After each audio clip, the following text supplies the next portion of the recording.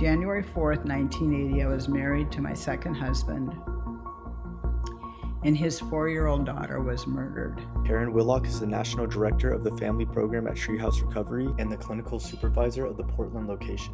Karen has been in addiction treatment since 1984 and got sober after her stepdaughter's murder in 1983. Everything she teaches, she lived first. People from their first call to us are grieving because they're losing the thing that has allowed them to live. They're chemical. They're saying a big goodbye. Recovery is not a one and done kind of thing. You start a process and then you continue on for a very long time. I am the experiment. You can write your own story. Just not stop trying and don't give in to the fear. You enjoying your time down here? I am. I always do. It's good to connect with everybody again, see everybody, talk, Yeah. watch, listen. We like having you around. The place changes when you're here, for sure. The guys are, there's always a little bit of a buzz because Rob's getting everyone ready for you to be here. And then when you're here, everybody's in learning mode, which is nice. Yeah, and we did that training Wednesday on grief. So we did 2.5 hours, and we'll do another 2.5 hours next Wednesday. Okay. And talking about grief with a group of men is always interesting. Yeah. Because they don't want to, there's a lot of shame associated with having big emotions, big feelings. And men in particular oftentimes have the symptom of shame, which is I don't want to appear weak. Mm-hmm. And vulnerability can appear weak. That can have that whole belief system. Yeah. And so but just like I knew they would, they took risks. That's they good. Took chances. They're good. They're a really good group of guys, as you said. Mm-hmm. Was Tanisha there, or was it just all guys? It was all guys. All guys. Yeah. Well, Annie showed up from the family program, so she attended, but everybody else was all guys. Nice. Do you think men and before we get into this too far, so I'm very excited to be talking to you. You're one of my absolute favorite people in the Treehouse sphere. We never get a chance. We do actually, in fact. Yeah, usually when we meet for hours. Then, when we get on the phone or something, it's always like a 2-hour conversation. Yeah. I feel like I've known you forever. So it's really great to be able to sit down with you. And I'm excited to hear about your life story, for you to talk about Treehouse and what you do. And I think you're a super rare bird, and you have a ton of knowledge. So I don't even know where this is going to go exactly. So we'll start with grief because we were talking about it, but whatever direction it goes is fine. There's no boundaries here. We'll just kind of go wherever. And yeah, I just need to introduce you and get a sense. So you're currently running our family program, but you're much bigger than that. You're sort of a developer, right, at Treehouse, helping to develop curriculum, overseeing the program across the country, even helping taking care of staff, mental health in general. Mm-hmm. So you're all over the place, and we'll talk about all that stuff. So we'll get to it. But so going back to, do you think men and women grieve differently? Yeah. Oh yeah. Yeah, that's absolutely. Do you think it's natural, or do you think it's cultural? Do you think it's like I think it's a little difference? Bit of both. And I'm not saying either. I think both men and women avoid grief. They avoid it differently. And men are given, the very strong message of, carry the weight, be strong, get over it. If you have 1,000 tears and you cry 500, you've still got 500 left. And you can't rush grief, and we were talking during the training, people from their first call to us are grieving because they're losing the thing that has allowed them to live. They're chemical. They're saying a big goodbye. Yeah. And so grief starts with very small things all the way to death. And women, I'd like to teach people the symptom of that there might be some grief on board. So with men, it's I'm not going to appear weak. I will never let you see me weak. And with women, it's I can do everything and you'll never see me sweat.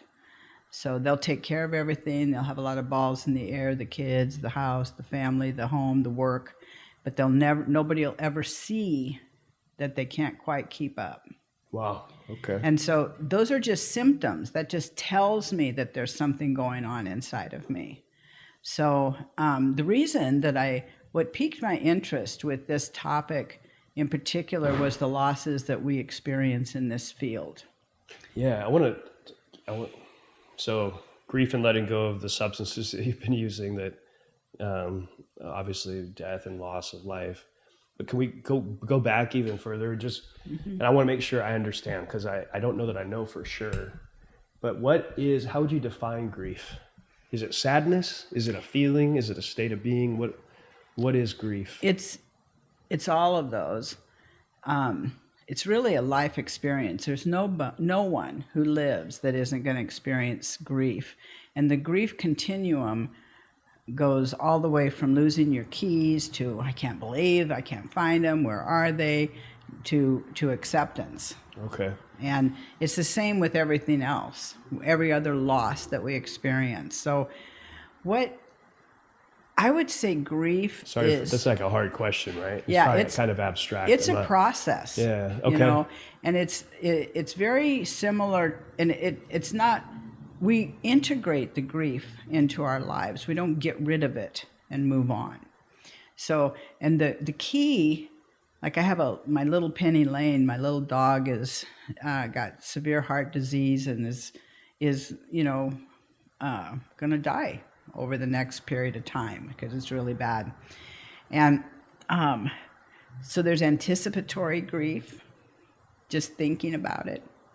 And then there's when it actually happens. And then there's the long period afterwards. And if I allow myself to feel, cry, be angry, we are more comforting to people who are angry. If someone punches a wall because they just got bad news, people tell them, hey, get your act together. Right. Right. But if somebody's sobbing, someone will sit next to them. And so we as humans put judgments on how people are dealing with their grief, how they're processing their grief. And grief is just such a huge consuming topic, and I think the United States in general doesn't grieve. Other countries, when someone dies or passes away, they wail. Yeah. I've told my wife, if and when I die, let them cry it out. Yeah. I don't want anybody blaming me for their relapse. Yeah. Feel your feelings. Get that casket open, make them look. I wonder about this. I've been going through some stuff recently that is causing me a lot of emotion. And in my psychology, I'm fine. Like I really feel like I'm able to handle mentally. But then there's a secondary thing that's popping up out of nowhere, and that's grief, I think. And it's confusing because it doesn't match up with my psychology. Well, grief is in your limbic system. It's not in your prefrontal cortex. And for people who don't know, what do you mean by what's a limbic system? So our brain our brain is so amazing, but the prefrontal cortex is the last to develop. The limbic system is the seat of emotion. It's also where addiction resides. So that's the hub, so to speak, and it's the instincts. It's the part of me that sees a snake and jumps back before I can even say snake. Like fight or flight. Yes. Chasing Fight, pleasure, flight, avoiding pain. And they have a new one now, fawn. What's that? Fight, flight, freeze, or fawn. Fawn is where you get busy taking care of everything. Okay. So you get busy. Like when you clean your house because you're stressed out. Yeah. I think my wife would laugh if she heard. She knows that mode. I get fawn mode. It's a way to release the energy, right? Because our body wants to release this energy that gets all built up. When we avoid what we're feeling, when it's sadness or grief, when we avoid that, it shows up physically, it shows up emotionally, it shows up in our interactions, and grief is very isolating. People stop talking. I'm meeting with a veteran now from the Vietnam era, And his grief dates back to when he walked on shore, came back to the United States, and that was my generation, and they were treated horribly when they returned. And when I first met with him, I said to him, thank you so much for your service, and I am so very sorry the way you were treated when you came home. And here's a 79-year-old man that tears up. That's how old grief doesn't just go away. It doesn't disappear. Does it never disappear? I think we integrate it. Okay. When the love becomes bigger than the grief. So the sadness and the anger and the disappointment and the fear and the acceptance, but the grief will get smaller and the love will get bigger. But with our limbic system and our prefrontal cortex, if I experience a loss here, my unconscious, my limbic system, automatically, any old wounds, so to speak, get touched on. And that's why sometimes when I have too much of a reaction, too much anger, too much fear, too much sadness, I'm feeling, and I can tell you a perfect example of this. Oh my goodness. When Joe, my middle son, was out using, I was actually up in Portland when I heard from him for the first time. He called, and it had been 5 or 6 years since I had talked to him. And he was still using then. I would say maybe 15 years ago, I had gone to an establishment that I noticed they had a graveyard next door to it. And I don't know why I've seen many graveyards, but that particular day, it's like I absorbed that visual of that graveyard. And that night when I was laying in bed, I thought, I'm going to bury him. Because he was horrible in his addiction, overdosing and running with people that were trying to kill him. And it was just awful. And I was laying there in bed, and I think that's when I came to acceptance, which doesn't mean there's no pain. Right. It just means realizing there's nothing I can do to stop that train. And the next morning when I knew I'd been depressed, I'd been distracted, I wasn't connecting with the people who were around me. It was like I was there but not there. Like a fog. Yes. Got it. And they were over here and I'm back here, and my connections were weak with other humans, my family, the people that were present. I couldn't even be present. Mm-hmm. Slowly but surely it was just absorbing me.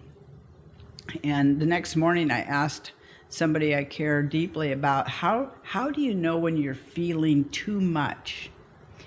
And they said, when it interferes with your ability to go about your day. And they said to me that one of the things they did during a particularly hard time was they spent time every night when they got home from work, cuddled up with their animals and crying. And I thought, well, that's just crap. Yeah.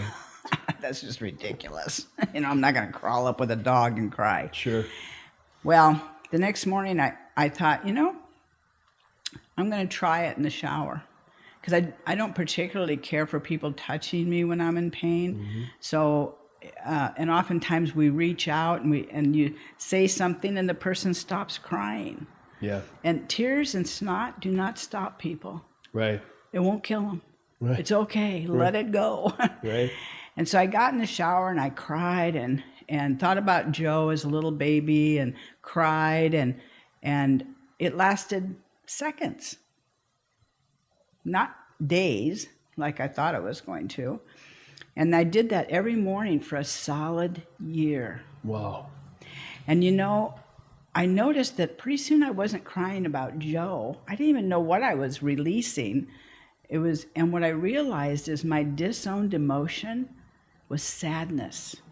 My anger, I had that. Guilt, I'd rather be guilty than helpless. Sure. So those feelings I had, but the feeling that I had denied probably from the time I was 2 or 3 years old was sadness and disappointment. And so during that year, every morning I would just cry for a little bit. And I started noticing as my days went on that I was laughing, I was enjoying people, I was connecting again. He was still using. Nothing had changed out here, but I was more alive. And I remember that night laying in bed, he wasn't the only one dying. I was. Yeah. And that if I didn't do something, it was going to take me out too. So it's like you figured out a way to release some of that, but you don't ever really let it go. So it's almost like you're redefining it for yourself. It's part. It just. So do you suppose that people who? So let's. I'm curious about this, and tell me what you think about this. So if a person has a lot of grief, a lot of pain, and they figure out how to accept or make sense of all of it, does that then? I don't know how else to say this, but does that make them into like a more profound person? Because the grief is builds, like what does accepting grief do to a person's personality and psyche? Well, and actually the person that I studied under for this grief training I went through was David Kessler, and he talks about the 6th stage of grieving, which is finding meaning after your loss. Okay. So for me, that's what rocketed me into studying about parents. I mean, my whole life from birth has either been active addiction, somebody else's or my own, or recovery. I mean, I'm not doing this rodeo again. Right. This is a one-time shot. Sure. And so to be able to sit with a parent who is consumed with the terror, and I've sat with a lot of parents who've had to bury their kids. Yeah. And to just sit with them. And one of the things that happens is you're not afraid of other people's pain. And because you've had your own? Yeah, and you lived. Got it. We have all these beliefs, like I'll cry myself to death, or if I start feeling, I'll never stop. And we don't want to unleash. I tell folks, you don't want to go taming tigers until you've had some tiger taming classes. Right. You don't want to jump into a gorilla cage when you have no tools, because that gorilla is going to win. Yeah. And so there's a method and there's a process, and most of the time we can trust ourselves. But if we bury it alive, I had a Vietnam vet clear back in the day, early in my career, that said that it was explained to him like an abscess. And I was a nurse, not a very good one, because I was under the influence, but he said that this, oftentimes what would happen is you would puncture it enough to let some pressure off. And we see that with our folks that we work with, that they do this acting out crazy behavior. They get into all kinds of trouble, and they avoid dealing with the real problem. And so anyway, he said it was like an abscess, and he says you need to slice it open, drain it, and debride it, and let it heal from the bottom up. And that's what, in my opinion, recovery is not a one and done kind of thing. You start a process, and then you continue on for a very long time. And it comes in pieces. I was, over 30 years sober then. 30 years studying, therapy, paying attention, and then I finally was able to say, okay. That's interesting. I think what's fascinating to me about this whole subject is that with my background, I I would say I was overly emotional and had my heart on my sleeve and was very expressive. Mm-hmm. And then substance abuse really was like my way of numbing that. Mm-hmm. And then now in my life with a family and children and all of the things that I've got going, I'm constantly in situations that are extremely stressful, and I don't have to, but I feel as though I have to mm-hmm. maintain my cool and calm and collected nature, right? And I can think of so many times in the past where, say, Treehouse was going through some hard time financially or something, and I was struggling. Had I allowed myself to feel, I would not have made good decisions. Mm-hmm. And so it becomes like you sort of temper to this, mm-hmm. but then later, when things are difficult and I need to feel about other kind of stuff, then I'm so confused. I mean, I get really confused, Karen, because it'll happen when I'm driving home. I'll get emotional about something, and I'm like, my mind doesn't feel logically like this is a problem, but I can feel it. And so I think I understand, but I also try, how do you find that balance between being resilient, which I think is important? It's very important. And then... otherwise it eats you alive. Yeah, so where is the balance? I mean, how do you train yourself to be resilient, but also mm-hmm. make sure you know when you're supposed to be letting emotions out? I think part of it too is knowing that we have say over this organism that we live in. Like oftentimes I might be working with a client and they say something that reminds me of something. We were just talking about this the other day with one of the guys, and all I say to myself is I'm going to set that over here for now because I'm here with this person, and my commitment to myself is that I will visit that. So sometimes that's by talking to somebody about it or journaling about it or just sitting with it sometimes. I've given up the idea that I need to know what is creating the feeling. That why for me really I learned for myself was an illusion of power. It's like if I could figure out why I was thinking and feeling the way I was, then I could control it. And all it did was distract me because I was trying to figure out the why. The other question I try to ask myself is what just happened? What is this about for me? You know, why am I? What is it? What is going on that I'm reacting to this? So, you know, the way, if I can kind of segue backwards here for a minute. So the way I grew up was in a very violent home. Both my parents died of alcoholism. My mom. Where'd you grow up? Omaha. Nebraska. Yeah. I didn't know this. Mm-hmm. Yep. Okay. I moved out here when I was 26. Wow. To Oregon. Okay. And I didn't like Oregon. It was all green. What year? 26. 1976. 2 years before I was born. Is that right? Yeah. See? 27. Yeah. 28 years apart. Yeah. 28. I could be your mother. You could. Or your grandmother. Yeah. Or I don't know. I'll just be your friend. It makes it easier. I like that. Yeah. So Omaha. Yeah. So Mom and Dad both. Both of them. My dad was still alive when I left. My mom died when I was 16. What kind of work did they do? My dad was worked for the post office. He was a mailman and a bartender.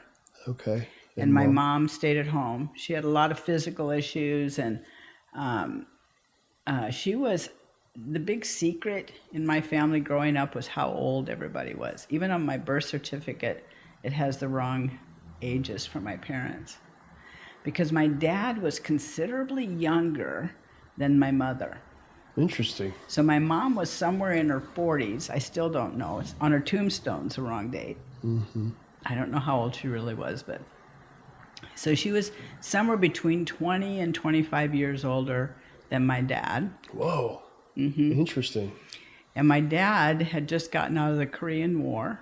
He was a veteran. I suspect he was taken captive because he had shrapnel scars down half of his body, and he had such an animosity towards Koreans. I mean, he that was a big trigger. Of course, we didn't know what triggers were then. Sure. And Do you have brothers and sisters? I have an older sister that was my mom's, not my dad's. Okay. A stepsister, Kitty, who was just, she never did drugs or drank, or she was just a good person. Was she around when you were? Only till I was 4. Okay. And then she left. That was probably the big first loss for me, because I adored her. And then my brother's a year younger. Okay. And Full biological brother. So it's the two of you. You're the oldest one. Were you guys close? We were very close growing up because we were surviving together. Got it. And I took care of him. I made sure he was safe. And were you in Omaha proper, or were you more like rural? We were pretty central, but on the outskirts, so not in Omaha City, not in the city part of. So we lived in what was called prefabs. So they were not very well made. In the winter, the frost would come in and frost down the strips that connected the house. Sure. Because they were not well insulated. It was freezing. That was kind of a post-World War II thing, right? Yeah. A bunch of those. Yeah, they just slapped them all together. They weren't hooked up to the sewer line. So like 20 or 30 years later, the front yards are caving in. Oh, yeah, man. It was crazy. And was this a whole neighborhood? Yeah. So was there a Blocks. strong community there? Were you close with a lot of the other kids and stuff? And Some people, there was, I reconnected with some folks that lived across the street, Catherine and Don, and their kids. Catherine, for some reason, could deal with my dad when he would get into his rages. I still never knew why, and probably never will. But she could calm him down. So he was physically... Was she your age, or was it your mom's age? Kind of a thing? She was more my mom and dad's Got it, age. okay. Probably somewhere between mom and dad. And so my dad, he was very conflicted. He went through treatment once, and he punched his counselor and left. I have no doubt he had severe PTSD. What was his name? Carl. And I'm sure he had very severe PTSD. He talked very little, and his jaw was always very set, and he drank. And when he drank, he got mean. Did he drink like nighttime after you get home from work, kind of a deal, or was he? No, he drunk all day? Not until later. Later in his career, where he had to drink all day, because he'd go through the DTs and shakes, and he was very chronic. Very early on, he was in his 40s. So they were from Poland, his family, and my mom's family was from Ireland. Were they both born in the U.S.? They were both born in the U.S., and their parents were first generation here. Got it. Okay. And so alcoholism in my dad's family was rampant, and the same in my mom's.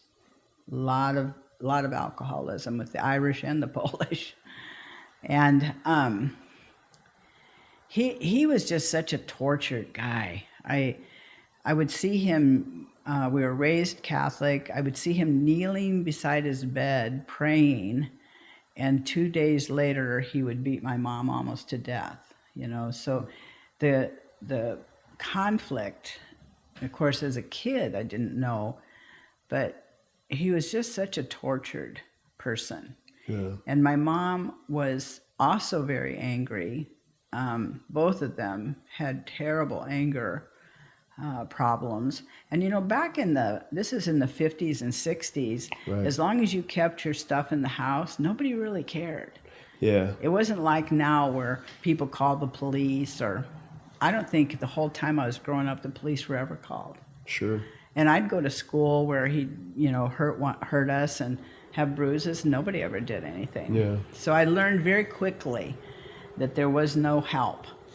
Did you think that was culturally, was that what was going on with your friends and stuff too? Was that part of the times with all these war fighters that were trying to raise families, or was it really specific to your house? Do you think generationally it was?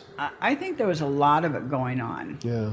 because I had friends that we would go back and forth between the two houses and see which house the most yelling was going. Yeah. And make a decision where we were going to land based on that. And so I think that the ability for people to think about what might be going on with somebody's mental health was zero. Yeah. Even the people that went to treatment back in that era, it was very confrontational. It wasn't trying to get people to have insights about who they were or what was going on or how they might change. You know, that was before neuroplasticity and all of this was on the scene. People thought, it's just the way I am. Mm-hmm. Well, now we know that's not true at all. Right. Yeah. Just the way I am does not exist anymore. The term, I don't think PTSD as a term even had come out yet. I don't think shell so. shock, right? Or something like that, yeah. Yeah. And so he was, and it was all mixed in with this weird kind of spirituality with the Catholic Church. And my mother had been divorced. And so they couldn't receive the sacraments there. And I remember as an 11-year-old going into church and telling God, you'll see me here, but I'm out. Mm. You know, there's nothing I'm seeing that I like. Sure. And of course I had to announce it to God. so were you closer to Carl or your mom? I tried to take care of my mom because she was, from probably the time I was 5 or 6, she had surgery. She ended up in a wheelchair. She weighed 70 pounds when she died. She was just a very weak, physically weak woman. You know, just she was your typical battered woman. And then she would fight. Like she threw a pan of grease on my dad once. I remember, he had a huge scar on his chest from that, and just all kinds of craziness in that house. My goal was to get out. I was gonna say, it doesn't sound like you had a chance to be a kid too much. No. Huh? No. Yeah. And I learned very quickly, because my reaction and my response is I'll fight. Mm-hmm. I'm not going to flight. If you're going to come at me, I'm going to come back, which isn't a good thing for a 74-year-old woman to do. But I do it still. I think you're a badass. I think everyone around here knows that. It's like you're the person everyone loves and wants to be close with, but we're all like, man, if anything ever went wrong, she would be a bad person to have angry at you. Or even calling you on your shit. Right? No, people call me on my shit. I might not listen. No, I mean, if you, you call it, I mean, it's like, sometimes I feel when I'm talking to you, in fact, you said to me, you're a bit of an avoidant. You said that to me like 3 months ago. I haven't been able to stop thinking about it. And it just shows how much weight people put in the words you say. So you're you know this. It was funny because we were driving a week or so ago. Lisa has this car that goes from 0 to 100 like that, just really fast. It's one of these electric cars, and some guy young kid pulled up behind us, and he was revving his motor, and he got really close and scared Lisa. And I don't like people scaring my wife. And so he pulls up beside us, Ruth is engine, and I roll my window, hit the power button to get the window down and yelled some obscenities at him. And he looked over and he sees 2 old ladies in a car yelling obscenities. Yeah. Oh, Lord. So and he probably was like, I'm not. He eventually smiled. Yeah, I smiled too. I said, I know, dude. I know.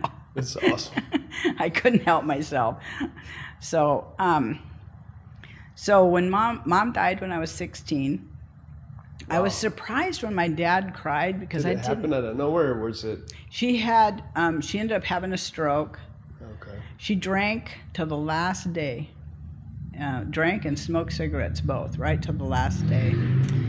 And she had a stroke, and I knew something was wrong. I've always had good intuition. That morning, I remember standing at the window thinking I should go ask Mr. Gibson to check on her today, because I just had that feeling. And it wouldn't have made any difference if he had checked on her. other than she might have been found a little earlier. So, but she had a massive stroke, really high blood pressure. She had Addison's disease, and she had all kinds of which Addison's disease is an excessive amount of cortisol, where it burns out your adrenals. Oh, jeez. And so she'd had a very stressful life, no doubt. And did she have brothers and sisters that came around ever? Was there?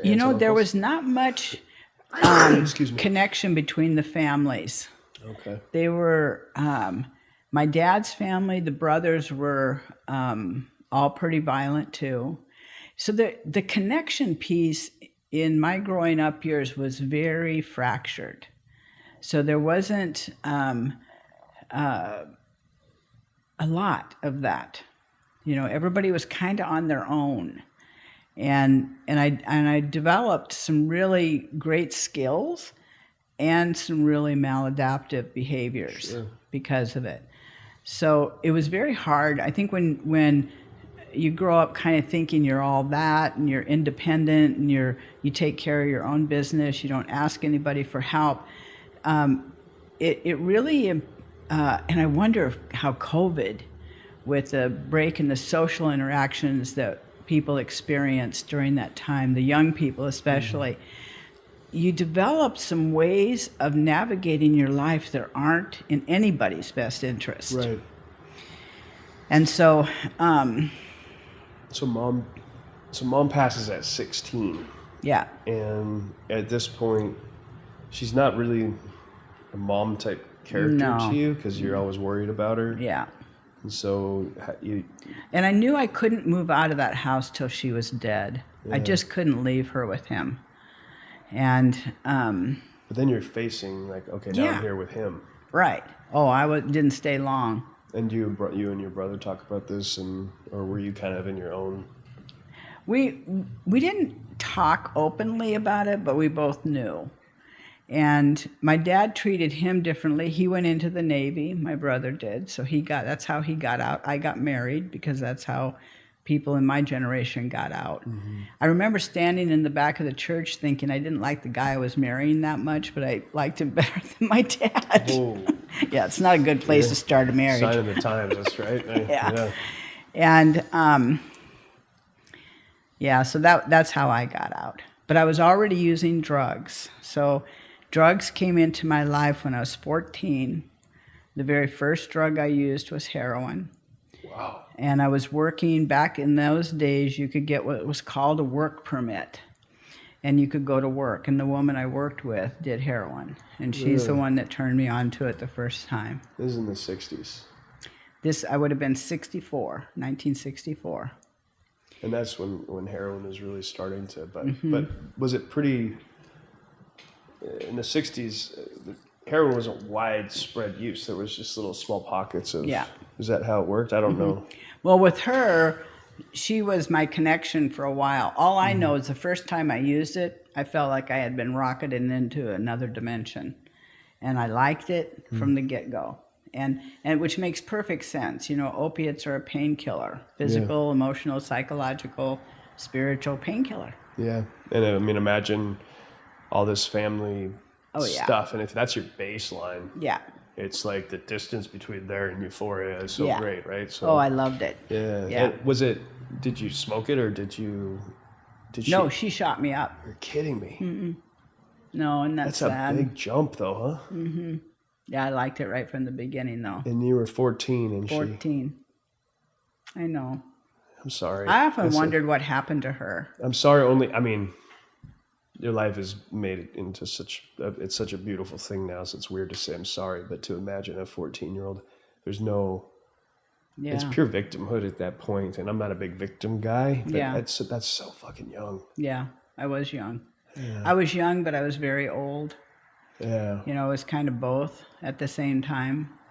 I know people talk about smoking pot. I tried it twice. I thought, you don't bother me with that. It hurts your lungs. I mean, it's like, was it one time go and then, or was it like now you're going to get a habit going real quick? And I didn't get a habit going really quick, but I got it going quick enough. Different times I would find drugs, pills. Percodan was big back then. But it was, yeah, I enjoyed it right from the beginning. That's insane.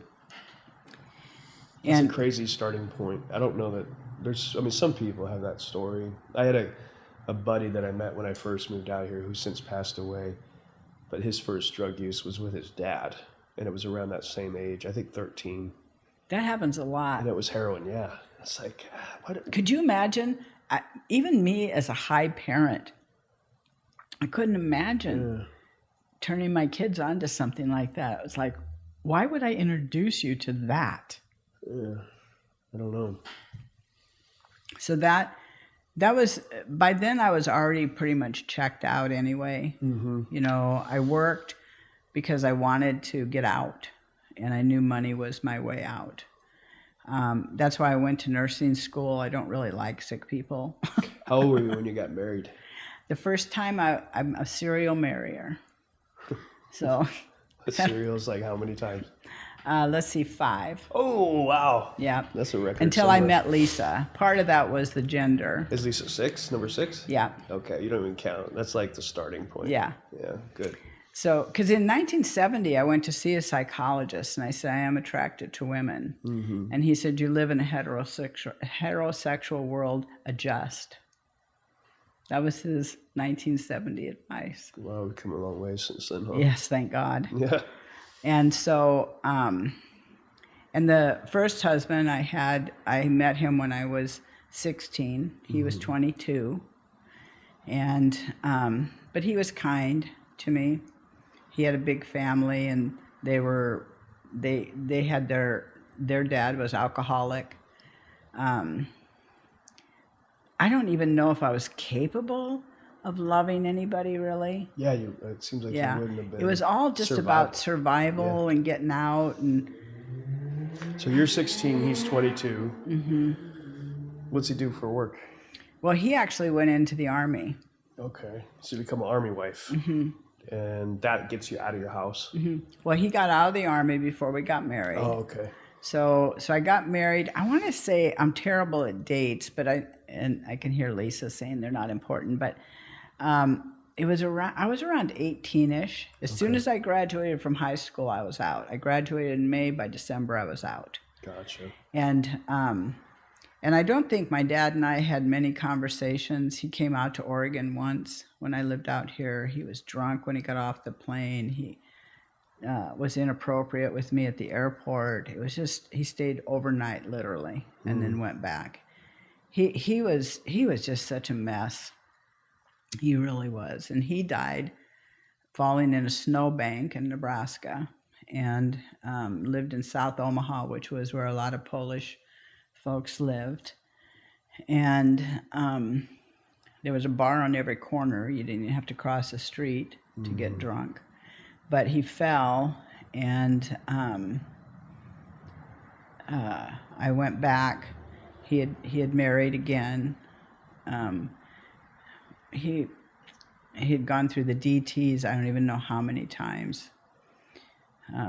Horrible withdrawal, and he was in his 40s at that time. It wasn't like he was an old guy.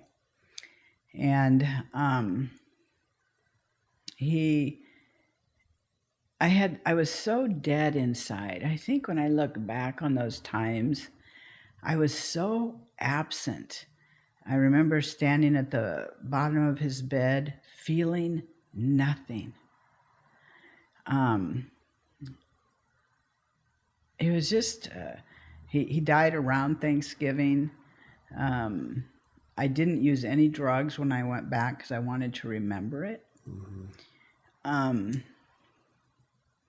He was just they're not buried in the same place.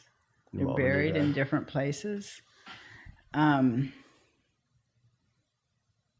His wife at the time, I was so mean to her, all this displaced anger towards him I took out on her because I saw her getting what I thought my mom should have gotten. And I told her that for a 6-pack of beer I could have her killed, and she didn't like that. Gangster. I thought I was being all nice because I didn't do anything. Yeah. So my amends to her was that I would never contact her again. They taught me to give back what you took. I took her sense of safety, then you give it back to her. Yeah. So, and we never spoke again after he died. That was her third alcoholic husband, the third set of ashes on the TV. So she was a career co. Sure. So, and by then I was on husband number 2 that I met. Was husband number 1 was in Omaha. And we moved out to Oregon together. You guys moved out to Oregon together, okay. And then where in Oregon? Portland. Portland. So you've been in Portland a while. I didn't realize I wasn't in actual Portland. I was in Tigard. I didn't even know there was a whole nother city for several years. Yeah. Because I was a mess. Got it. You know. And was he a drinker or? Nope. He was a codependent to the extreme. And we had a kid right away. David, my oldest son, is in his 50s. And thank God he was there because he took good care of David. I was incapable of being a mother. Were you nursing yet, or did you go to school? I was a nurse. Okay. I went to school, became a nurse, worked between 3 different hospitals. My Social Security looks like between 1976-ish or 1970s, right in there, until 83. It looked like I would drop into a coma for 2 or 3 years, just disappear. And then I'd come and I'd work for a few $1,000s, and then I'd disappear again. It's very interesting to look at. Sure. Because it just shows during those years between 20 and 33, I mostly didn't work. But every now and then I'd work. I'd try, you know. But I always, even then, I worked with people who were dying. You know, people that wanted to talk about stuff. Always worked the midnight shift because you're not going to be high on days. Right. That's for sure. Yeah. I always check the pupils of all my doctors and nurses and anesthesiologists. Now, my amends in that arena is I did a group for physicians in Washington for 25 years, once a week. Wow. I met with doctors who were monitored for addiction and mental health behaviors for 25 years. That's crazy. And that was a way to give back to that community what I took so horribly. So your addiction was going ramp. I mean, it constant. was really, and it was mainly opiates at that point. Only opiates. Only opiates. I think I might have used. I mean, I used drinker. No. No. I do not like to be drunk. Yeah, I don't either. No, doesn't appeal to me at all. I don't drink, nor would I drink working in this field. We were just talking about that over there too. Even if I wasn't alcoholic, how could I go sit at a bar after what I see all day? Yeah. It just it repulses me. It's like, are you kidding? But drugs were my thing. I wasn't going to be like them. See? Sure. Yeah, I was worse than them. I'm trying to get a picture of your life at this point. So are you hanging out with other drug users, or are you getting prescriptions and sneaking and being wife, mom, working as a nurse? Or are you, how's that going? No, I would be gone for days and then come home and I'd use a loan. At one time I had a 3-story house and I used to run card games out of it to make a living. And so, and I came down the stairs and I knew there wasn't one person in my house I knew. Wow.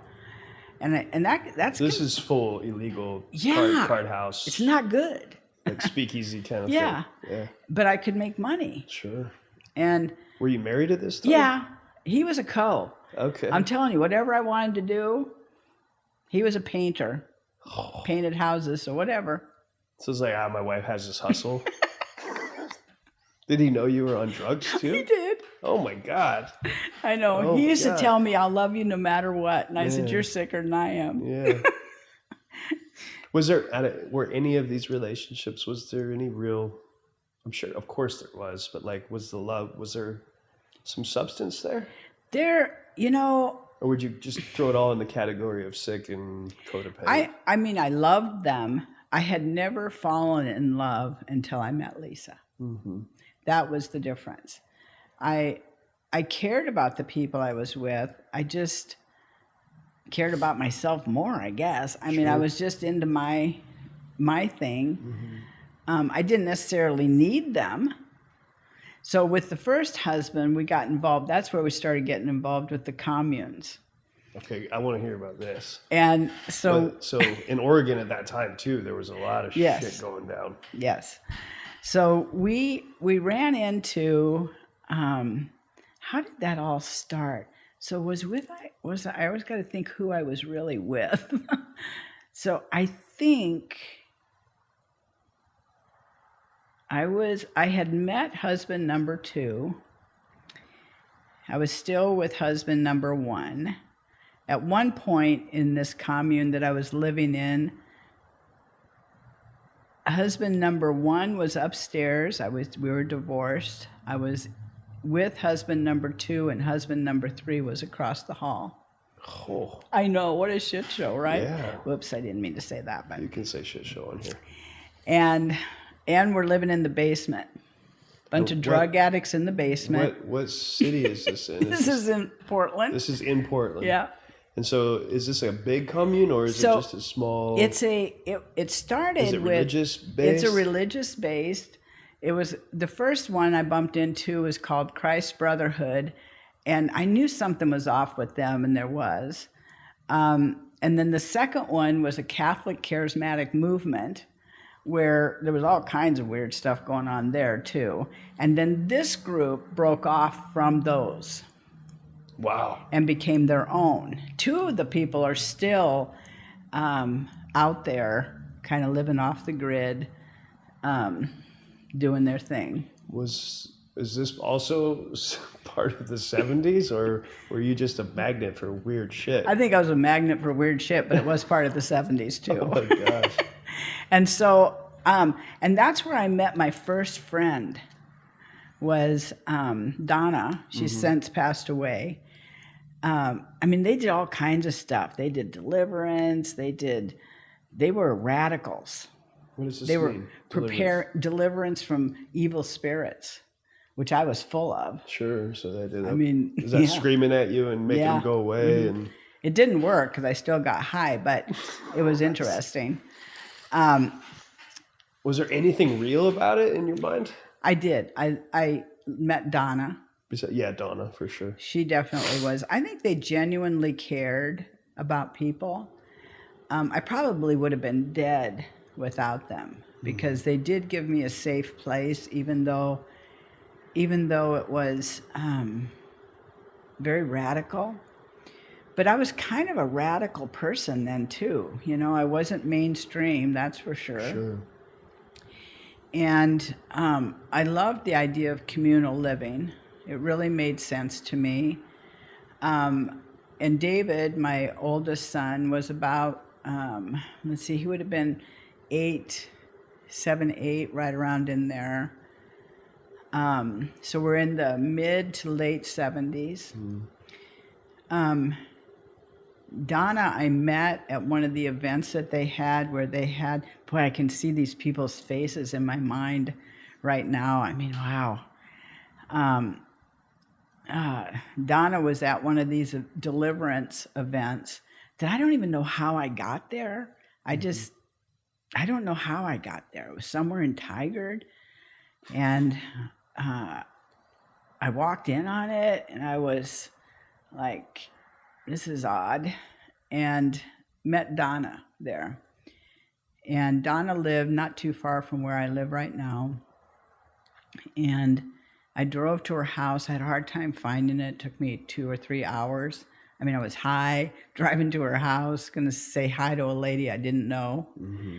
And you know, she never judged me. I saw her not long before she died. Donna never judged me. She had to know that I was high. I was a horrible mother. Was she older than you? Not much. Not much. She had 4 kids of her own. She played cards with me. She was probably the most normal person I'd ever had in my life. I remember watching her, one of her kids fell and skinned their knee or something, and she got the iodine out and she got this out and big bandages, which I found puzzled me, because my thing with David was, toughen up. Yeah. When they handed him to me when he was a little 5-pound baby, and I say to this little baby, I will teach you how to make it through because it's ugly out here. Yeah. And so I went home that day. I bought a box of Band-Aids on my way home, and I went home and put 20 Band-Aids all over David. I said, this is for all the Band-Aids. Now I'm still a mess, but I said, this is for all the Band-Aids I never put on you, because I watched her. She taught me, she mentored me without knowing she was mentoring me. I bet I spent days at her house. So you're with this person and you're getting this weird glimpse into normalcy. Yes. Yeah. And she and you had no prior understanding of that. I mean, no, I was 33. This was pretty close to when I got clean. And she was, I met her when I was 26, and she was very normal. She really was. And she was part of this commune. She always thought there was some of it was a little weird. Her husband was really off the charts into it. He was the deliverance master or something.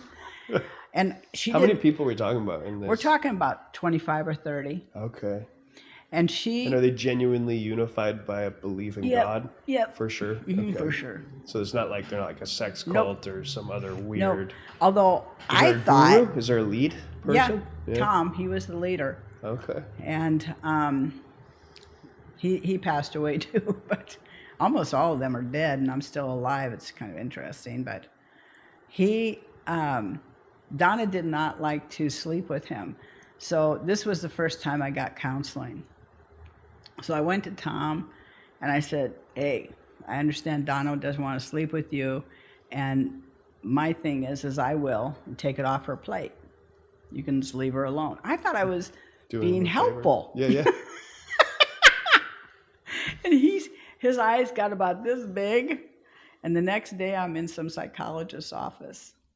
Wow, so there's some... Most of the time you think about like these sort of cults or communes and you just predatorial and creepy. No. So Tom was a good dude too. Yeah, he was a good man. And so I told the psychologist, I don't know why. He said, well, did you? I said, yeah, I did. I said, I thought I was being helpful. I really liked Donna. God, I was such a mess. Did Donna find out? I don't think she knew. We never talked about it. Sounds like, though, that she sounds like such an amazing person. Maybe she did know and just understood how. I think she really knew. Needed a North Star. Yeah, she really knew she taught me so much. I remember we were driving about 6 months after I met her. We're driving down the street, and I said, Donna, I have never known anybody for 6 months in a row, unless I married them. And I said, I've never had a friend this long. And I said, I'm not even sure what we should do. And she said, well, we'll just keep driving. She was just I will always love her. Yeah, I can feel it. Yeah, because she was, and you know what, Justin, I am that for some people. I was just going to say, do you think that you've made such a massive shift from, you're statistically you're zero. You broke every rule, right? You shouldn't be sitting here. No. You should not have a wake of thousands of people that you've helped. None of that should exist. Do you think it takes a Donna person? Yes, like I think it always boils down to someone sees you. And somebody connects with you. One person. And even when I looked back in my childhood, Mr. Gibson, when I was a kid, he would sit on his porch, and I know he heard what was going on in our house, and yet he never brought it up. But for minutes, I would sit on his porch and be okay. Mrs. Dietz, my shorthand and typing teacher, knew that I was a mess, and I could sit in her classroom and be at ease for a little bit. So all along the way, when I looked back, when I was finally able to look back, I could see that there were people there was always someone that was willing to reach out. And even if I couldn't reach back, and Donna, even when I divorced Tom, who was in the commune to get with Steve, and later with Pete, she never judged me. She just didn't. I don't know. It's a pretty unusual thing in a person to not judge. And she didn't drink. She was a good mom. She was just a very normal person. I think it always is because one person sees somebody. She saw something that I sure didn't see in myself. And so I definitely think that that's a big piece of it. Does that work? No? Okay. I tried. All right. Is the mic working right now? It is, yeah. Okay. I think if you step on it and hold it down while you cough. Oh, yeah. Is that how it works? You have to hold it, yeah. Okay. Make sure you leave this in the podcast so it seems more real. Okay. All right. It's live. So there's this book I learned about in high school called Fahrenheit 451. And there's a girl in there named Clarisse. And the guy who taught the book to us said he called it the Clarisse experience. It's like when you meet somebody and it completely shifts your understanding of reality in one way or another. Yep. It's just through knowing them. It's not like they tell you the profound thing or something. It's just it's one human being touching another human being, reaching out. You think that's just by chance, or do you think that comes from some other place?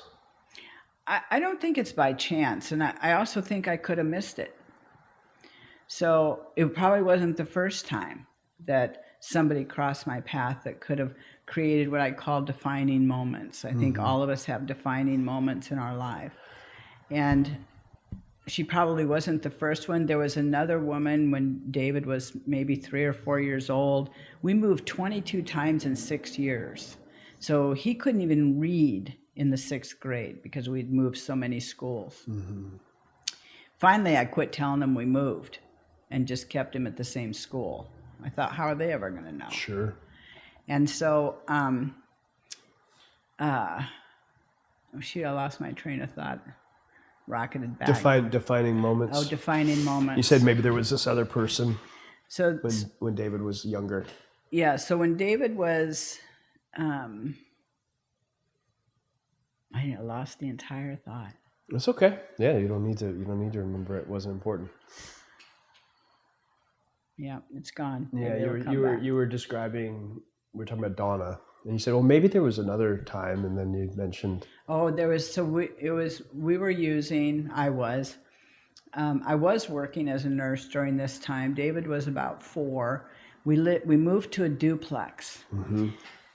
Oh God! And we had a turkey in our basement. Yeah, crazy shit. My husband On purpose. Yeah, I didn't know what to feed a turkey, and he didn't either. He brought it home for Thanksgiving. Like, what am I going to do? Kill it? A live turkey. Yeah, and I could have killed it, but I didn't. And I put it in the basement. It pecked out 5 stairs out of the basement. I tried to feed it corn and oatmeal and. Yeah, it was just a big mess. A turkey. We weren't even supposed to have pets. Yeah, let alone a turkey. That's awesome. And so he comes home with a turkey. That was very much him. He might have been not drinking and using, but he did some crazy stuff. So the woman, I was yelling at David, and he was about 4. And the woman next door comes over to my door, and this was the first time somebody heard and saw my disease. And she knocked on the door, and I opened it, and she said, "It sounds like you're having a hard time." And I said all kinds of things to her, slammed the door shut. But I remember leaning up against that door and realizing she had seen me. Yeah.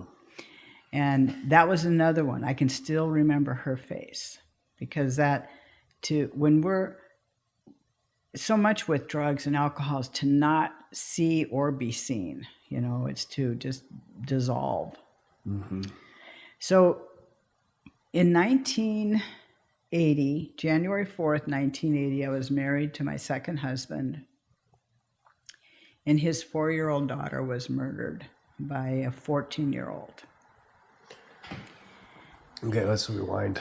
So you're with Tom. This is Steve. Yes, this is Steve.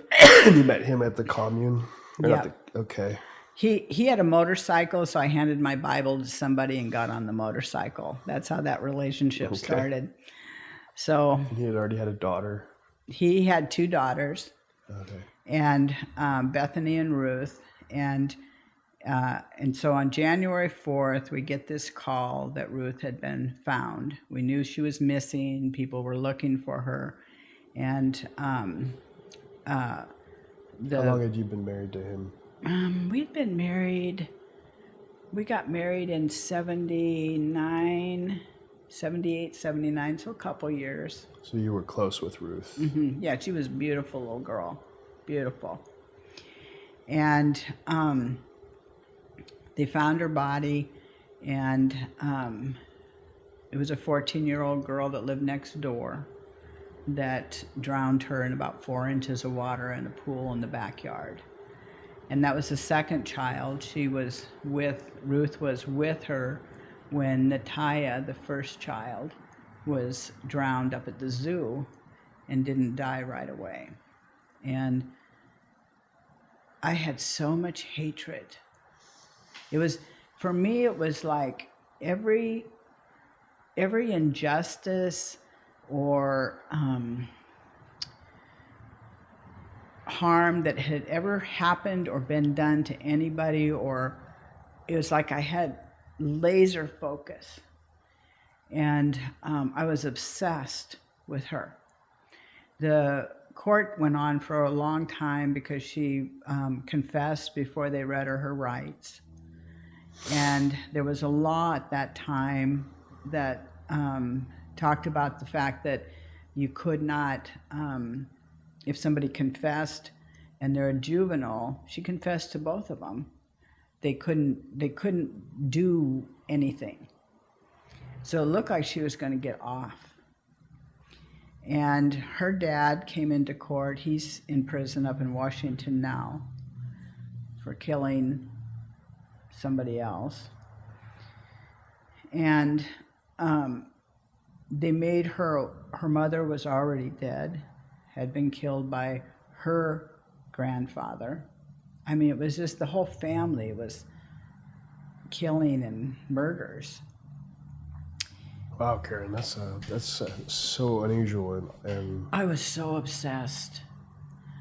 Michelle Gates, you can look it up, and Michelle was the girl that killed her. The killer girl, and that was the second person first Second. one was attempted. Second one, No, the first one died too. They lived for a little bit before they died. Natalia did, and then Ruth was after that.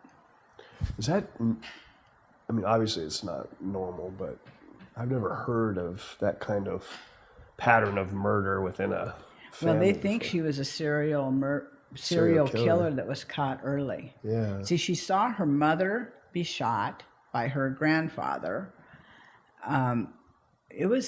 She comes from, her mom, I guess, was a prostitute, and the grandfather thought he was shooting her pimp, but it was her. It was just it. And her dad was a drug addict. He was dirty. He was using heroin. And I found this all out later when I met him, because he came into court, and were going to make Michelle a ward of his. And he admitted to using, which I didn't know, this was all planned, and refused to take custody, which then sent her to a psychiatric institute on the East Coast. and they held her till she was 18. Is she out now? She's out. She's a grown woman with 2 kids of her own, which just, I had to do a lot of work around all that. Yeah. And So, and your stepdaughter was how old? 4. Yeah, little blonde, just a little sweetheart. And she just disappeared one day? Yeah, one evening, and then they found her that evening. They knew she was gone. They just didn't know where. And Michelle had babysat for them. People used to drive miles to get her to babysit because she was so good with kids. Yeah, freaks you out. After that, I couldn't leave David. He was 8. I would never leave him with anybody. He'd be better off home alone. Yeah. Because I lost, anything can happen. It was a horrible time. And then how's Steve? Steve, is that his name? Pete?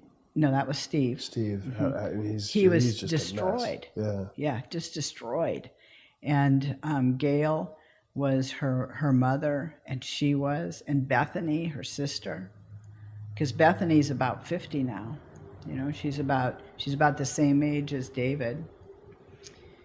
And so she was made a ward of the court, and that's what got me to go to try and get help to stop drinking and using, because I wanted to get revenge, and in order to do that, I knew I couldn't be using. So as all this is going on, you're taking breaks to slam heroin, and it's you got this son who's 8. He married this dude. His daughter got murdered. It's just chaos and stress. Right. And you're working or not working at this yeah, time. On and off. On and off. And that on January 4th, 1980, when that happened, everything shifted for me. And it also made me very vulnerable. This was right before we got into this commune. So it made me very vulnerable. I picked up hitchhikers, and I did all kinds of crazy stuff. Back then, everybody picked up hitchhikers. Sure. It isn't like now. And that's how I met some of those. It was a crazy time. So I had met Tom and Donna in that community. Then I met Christ's Brotherhood, which was the other community, and they kind of meshed for a little bit, but then we found out that there was some really inappropriate stuff going on with the kids. They wanted you to not have your kids call you mom or dad. They wanted to fracture that because then their loyalty would go towards the leader. So this group of people separated from this Christ Brotherhood, which was shady business. All of them used drugs, And so after Ruth died, I thought I wasn't using anymore. I only took pills. I did not use any IV drugs. And for some reason, they didn't affect me the same. Mm-hmm. It just kind of held me. Sure. But I really thought I wasn't using then. And the court stuff, because of the fact that she confessed before they read her rights, it drug on for a long time. I was so full of hatred, Justin. Oh my God. I just hate coming out of my pores. And I wanted revenge so bad. Of course. I mean, I can see. And also prior to that, you have your whole life experience is it's questionable. This is maybe your first time where you're really seeing injustice towards children from the outside. Right. You had you went through injustice yourself, right. But you lived it. So it's but now you're actually seeing it. Right. And so you're starting to frame, this should not happen to a child. Right. Ever. Yeah. And so that's when I went to all the court stuff. I paid attention. I knew they were holding her at a hospital. I tried to get a job there so I could get in there. Luckily, I didn't. I was 5 years clean when I realized even if I had come face to face with her, I couldn't have killed her because I'm not a murderer. Right. And that I almost felt disappointed in myself. So I went in December of 82, I went to a 12-step meeting because I didn't have money. I wasn't going to go to treatment. I think I might have signed into treatment once. I remember telling him no and walking out, but I never even thought about treatment. Were you still with Steve at this time? Okay, so you were with Steve for a while. Yeah. You have kids with Steve? No. Okay. No. And so. And is he just fallen apart even years after? Yeah. He's passed away. And then he got, just like we know with grief, he got into some crazy behaviors. He used drugs and drank. He didn't drink as much as he used drugs. And he got into some weird sexual behaviors, and he went off the rails. It takes a lot of noise to quiet that inner voice, you know? Yeah. And so during that time, and Donna was there during all of this, just a steady force, not telling me what to do or how to do it, or she would listen to my anger. And so in December of 82, I must have used something, or I knew that if I didn't get some help, I was going to end up, because I knew if I started shooting dope again, I would get so distracted. Because I never did anything I said I was going to do when I was that high, ever. So I ended up walking into this meeting in Portland. It's called Scully's, which is very hardcore. There's no love. They don't hold hands. It's just they just teach you how not to get high and drink. And I lasted 45 days without doing anything. I mean, there's some funny stories in there too, because we're all living in this commune, stealing, because people who don't use drugs have a lot of drugs, in their medicine cabinets. And unbeknownst to me, my current husband, myself, and my future husband are all stealing drugs from the same people upstairs. We laughed about that years later, but yeah, because I think I found. What was it I found? It was a powerful opiate. I tore that bathroom apart looking for a syringe because I thought Dilaudid's. I thought they've got to have a syringe, but they really didn't. They really did. Oh, God, what a waste. I had to eat it. It was barely worth it. So during this whole time, I get into recovery. And lasted 45 days. I still regret this. I drove from the meeting hall past the 7-Eleven on 20th and Broadway, and I went in to get a soda, and I bought 2 bottles of Mad Dog 2020. I don't even like to drink, but I didn't have much money back then either. Like syrup, like sweet, I know. Gross syrup. And I didn't even mean to. I didn't even want to, because I knew once I started on a train, I've never bought stuff and looked at it and tortured myself ever. So if I had it, it was mine. I was using it and I wasn't sharing it. And so I couldn't look the guy in the eye, the clerk at the 7-Eleven, like he gave 2 shits what I was doing, and drank and blacked out before I left the parking lot.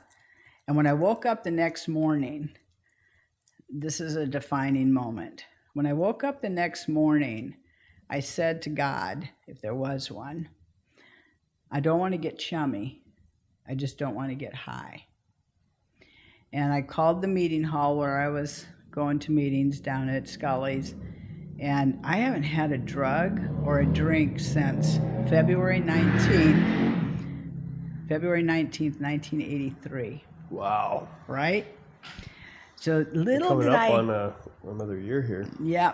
Little did I know that I was about to launch into something that I had no idea what was happening, because I'm full of hate. I'm not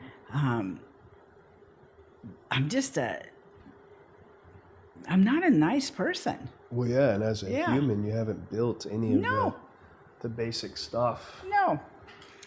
And so, boy, if I had known, and I didn't intend to stay clean and sober either. So she got out of the psychiatric hospital that she was in. I thought I saw her over by Multnomah School of the Bible. I put my car in park, and I charged at this woman that I thought was her, and it wasn't her. And I realized that I could have hurt somebody that didn't deserve it. Mm-hmm. I mean, Dexter style, sure. Right? So she didn't deserve it, and that was the first day that what we call a perception shift. I didn't have the name for it then, where I had to think about, I had to change what I was doing.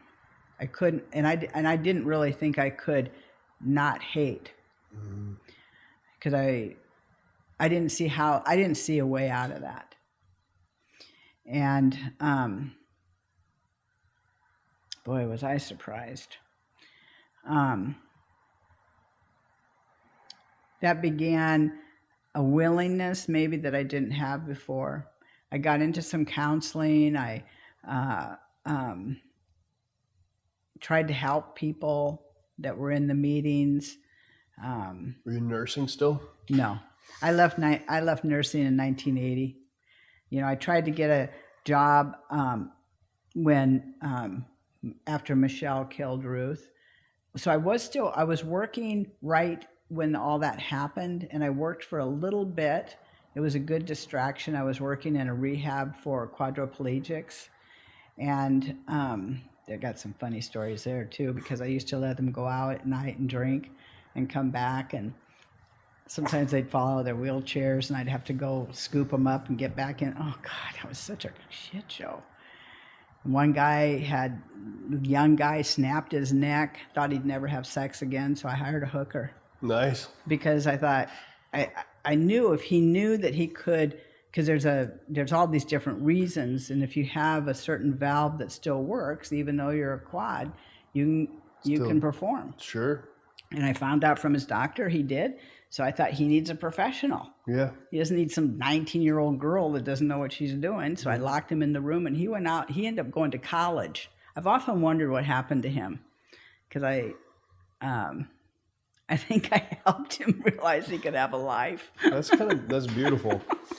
It's a very unorthodox way to do it. Very unorthodox, but there's a TV show out now called Landman, and it's hilarious. The main guy, he's like an oil rig person, and his wife and her daughter decide they're going to try to help these people at this old folks home, and so they take them to a strip club and stuff. And it's hilarious. I mean, it's right, but they love it, and they're having so much fun with these folks and getting them drunk and taking them all over the place. I mean, these were all young people, and they need to know they could have a life. Sure.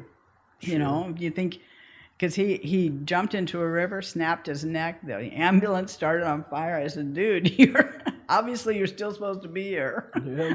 So we need to figure out how to help you want to be here. Sure. I love it. So I was working during that time, and then when they let her out and I thought I saw her, that was a pivotal point, because I either needed to do revenge, or I needed to figure out how to release that desire. Mm-hmm. And so a lot of different things happened. You know, I met people. That's been the story of my life, is that at different times the right teacher appears, and I learn. And so I started learning. I dived into the principles of recovery and what they're all about. And I was 9 months clean when I got my first job in the field, which I lied about. They said they wanted me to have a year. I said, yeah, I pretty much have one. Pretty much. 9 months is edging right up on it. Pretty much. 9 months, 12 months, same difference. Yeah. I signed myself out of the same hospital that I was going to work at. I was in the ER for a gallbladder attack. I signed myself out and went to my job interview. Nice. And then went and saw the surgeon. So I was a night attendant, and I had all the clients, we called them patients back then, were all downstairs with me. We'd cook food and play games and talk about recovery, and I didn't know I was supposed to be watching the phone, or I had no idea. What hospital was this? Providence. Okay. And that's when they had their behavioral health. Mm-hmm. And it was, charts were awful, little folders. This is in 1984. Sure. So these little folders with a face sheet. And I said, we need to get a charting system set up for when the Joint Commission comes in. They don't close us. And so they brought me on days, and some counselor didn't show up. And they said, can you do a group? And I was 9 foot and bulletproof. I could do anything. Sure. So in I went, and I came out, and I said, what do I got to do to be that? And I've worked in this field ever since. Wow. Ever since. When did you, so how long, so as you're doing this and you're still married to Steve, how long were you married to him? I was married to Steve probably 5 or 6 years altogether. And how did your recovery, was it just you needed to get away from him because he was not healthy, or were you starting to realize who you were, and or did you fall in love with somebody else? I think it was a combination of things. A lot of times when a family loses a child, the partnership dies with that child. That's not too unusual, I've since learned. Once, it was really more of an agreement, my marriage with him, because he had a good job and I needed somebody with a good job, and he got into recovery too. I don't know if he ever really quit. Those were not good years. No. And but what I did continue to do was work, get counseling. I had a friend who taught me how to dress for jobs, and I said if I ever wrote a book, I'd call it "How Do You Keep Your Pantyhose Up When You're Wearing Boots?" Because that's a dilemma that men wouldn't necessarily know about, but boots pull your pantyhose down, which was already a big enough problem for me. So Sure. And then I had already met my two other boys' dad, Pete, and he was manufactured methamphetamines down south, down here in California, in Oakland. They used to call him some interesting names. And I met him in this commune. One of the things we did was we fed people. So they'd make soup or food, and we'd take it downtown Portland and give it out at night. And I met him at Bologna Joe's. So here's a room full of homeless people, and I meet my future husband, another match made in heaven. And Pete had a lot of PTSD, a lot. From Vietnam? He was never in the general? service. Okay. He was, his was from sexual abuse. He did a lot of work on that. He became an alcohol and drug counselor. He had chronic pain. He had a lot of, he came a long way. We were friends for 6 or 7 years before we ever got married. So you were friends with him while you were still using, and then you get sober and you guys connect. And eventually, I remember asking the guys I worked with. I said, he always gets a hold of me. What should I do? And they said, put him in contact with us if he gets a hold of you. Right? But he wasn't interested. And then he did get clean, and he actually had opiates at the end, and he was out of pain, I think, for 6 or 7 days. They almost made him psychotic. He didn't sleep for 6 or 7 days. I took the kids and left the house because, again, my intuition. And I had written that morning.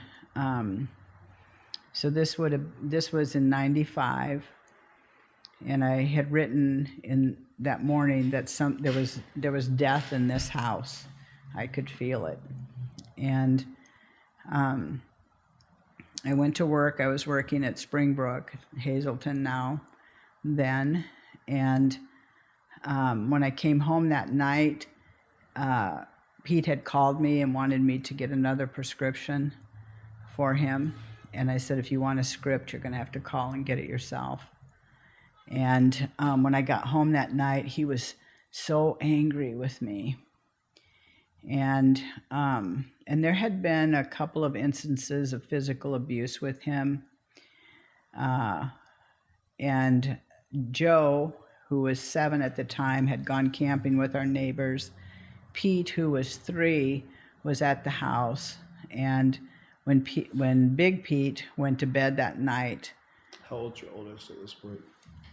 David? David, yeah. David was an adult by then. He's already moved out. Mm-hmm. Okay, got it.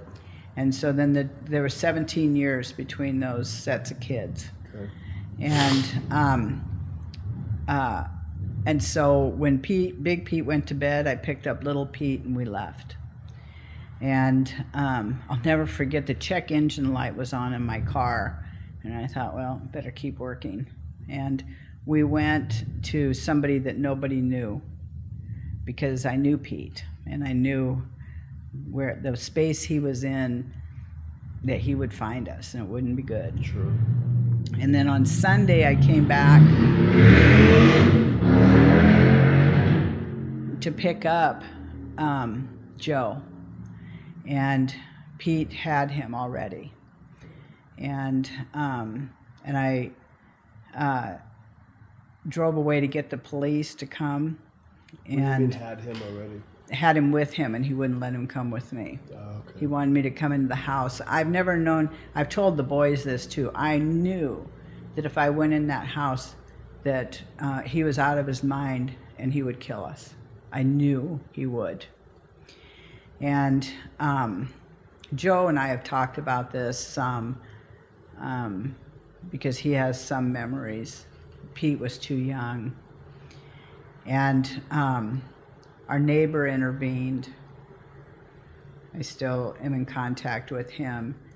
And Pete called the police on himself. And the police showed up. And I don't know what he told the police I was schizophrenic and abused the kids. And I told the cop, I said, well, I'm way too organized to be schizophrenic. Mm. And have I slapped my kids on the butt? Absolutely. And we can deal with that later. But I'm not leaving this child with him. Right. And they said that they couldn't enforce that. What the hell? I know.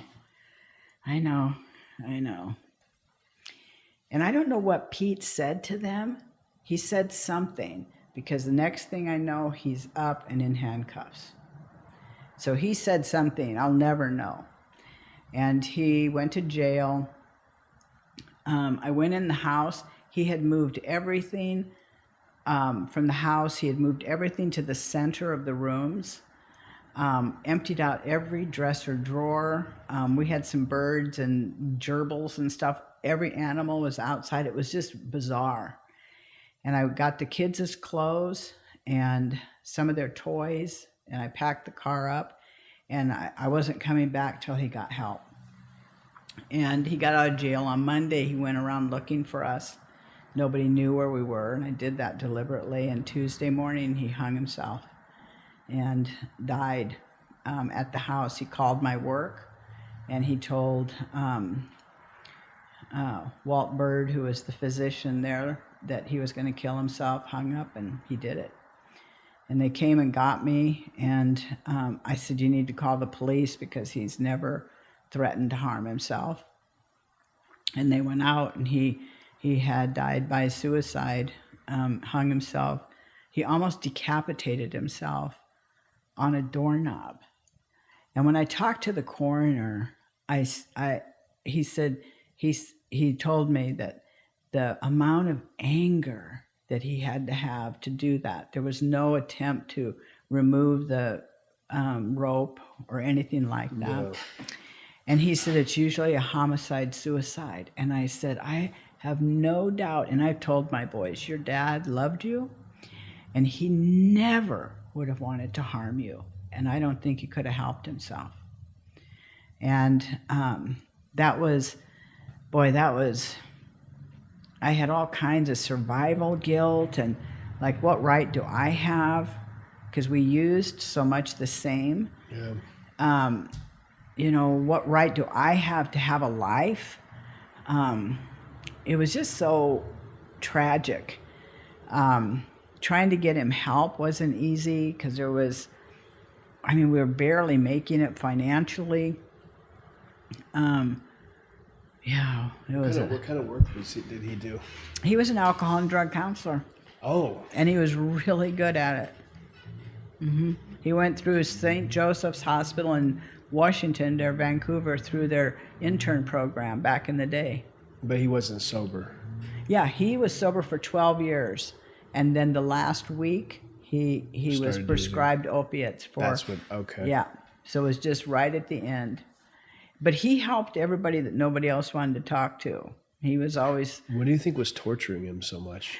You said PTSD. He had sexual abuse. He was raised in a commune, interestingly enough, a Catholic commune, where in every household there was an alcoholic. He was raised in an orphanage because his mom was alcoholic and had a seizure at the school. And so the kids were all sent to different orphanages.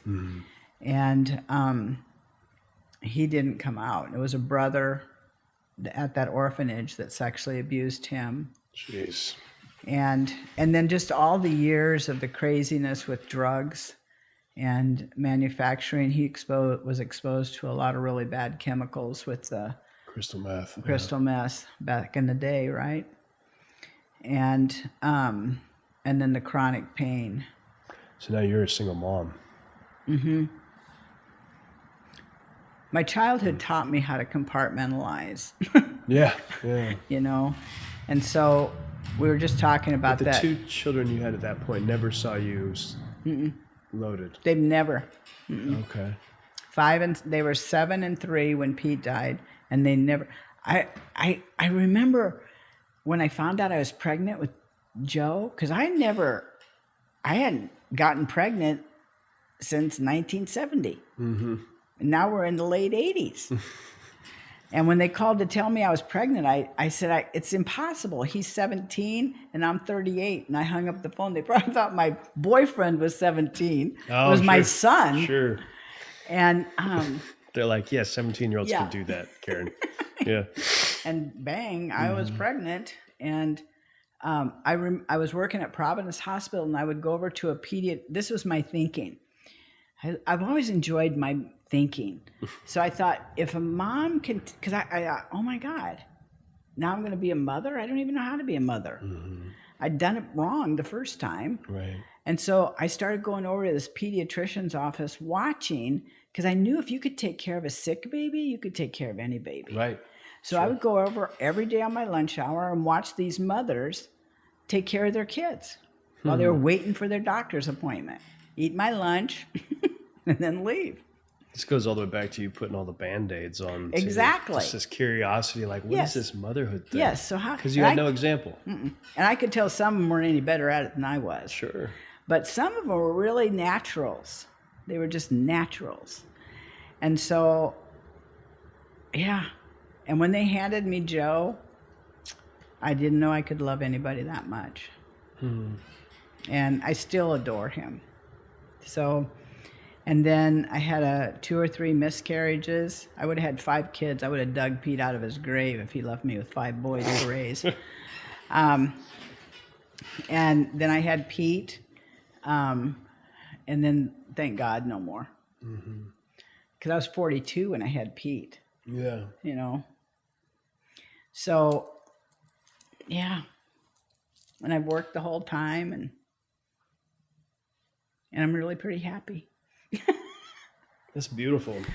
I think it's really beautiful that there's a purity in so many people. We recreate generationally that's like how it works. I mean, you have your genetic download, your traits, and then you have the secondary bit of information, which is what you learn from your family. But you sort of, through a lot of interesting circumstances, just created your own reality. I did. This one psychologist said that there's certain kids that, and it's probably genetics, when they grow up, they call them super kids. that somehow they grow up with this stuff, and we know this with our veterans. You can have 5 or 6 veterans all experience the same thing, and not all of them will be affected the same. Yeah. And so is that the brain? Is that, I don't know if I would have made it if I wasn't in this field. Yeah. I think I had to, I'm an intense personality. So when I was using, I used. I get very dedicated. Mm-hmm. And so when I got into recovery, I got dedicated too. Yeah. And, I'm not sure what would have happened. I don't need to know because it isn't what happened, but there's a lot to be said about genetics. Yeah. I've been on that kick lately. I've been working with this geneticist. It's like brilliant. He's a world-renowned guy. He manages this thing for the FDA. It's like the largest trove of genetic information. He thinks it's like 80% is genetic, and but even with genetics, a person's sensitivity and their predisposition to epigenetic changes from environment can be a factor. So a super kid could be less sensitive, meaning that they're not going to experience as much genetic alteration, genetic expression and alteration, so they won't have as much trauma, like real trauma where it actually changes them. But I don't know. I'm just like clueless on that stuff. But I think this is amazing to hear. So you have all of these life experiences, you end up helping people, and this isn't the end of this. Nowhere near, right? So, so you have your 2 children, you lose your husband, and you've got this child. At this point, are you starting to think about life experience and like, how the fuck have I been through all of these things, or is it just normal? I think it was just normal.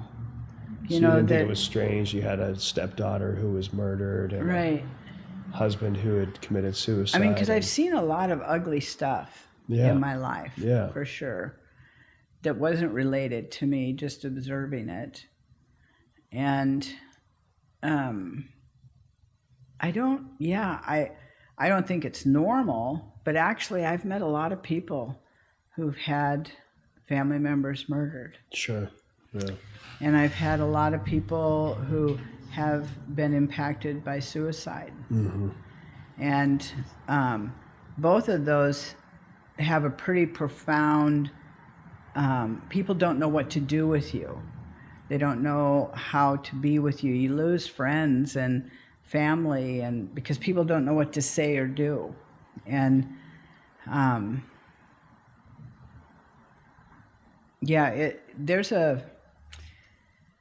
maybe that's why I'm drawn to wanting to know about grief, wanting to have more ability to think about it. When I look at my life, I think about the first, because even 5 or 6 or 10 years into recovery, I was still a pretty loose cannon. Yeah. It wasn't like I got clean and was rocketed into wonderfulness. That's not what happened. I was still pretty disorganized in my thinking and behavior, very erratic. Once I got to work for me was, what would you call it? It was like a oasis, because I just loved it.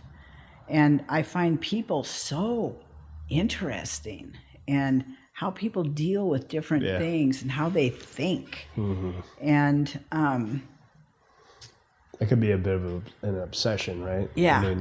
Because it's like, you can't solve a human. It's like, it's the most difficult challenge or problem. And I think somewhere in there I realized that, and I try to teach the guys I mentor this too, we're one little piece in their big story.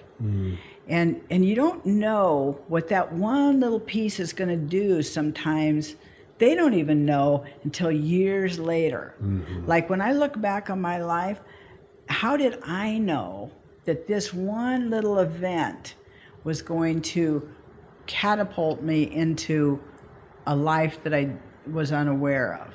So I think if I've learned anything, it's not to make a judgment about whether something's good or bad. Because the worst things in my life have provided or presented, I'm not even sure what the right word is, the opportunity to do something different. And the one thing I love about myself is once I make a decision, I'll do it. It's a done deal. I saw that when the first time we met, when you were the first one to jump into a giant bucket of ice out in Joshua Tree. Right? And got instant respect from all the all the tough guys that are around you. That we're going to jump in. And it was like, this is what I'm fucking doing. And that was just your, yeah, there was like a moment where I was like, I think I just saw the whole human here. She goes for it. She's not afraid. She was laughing afterwards. And supporting everyone else. You were cheering people on afterwards too. So, yeah. Yeah, I really think that's, so maybe helping people find meaning. I like working with the people that are hard to work with. Yeah. You know, the ones that,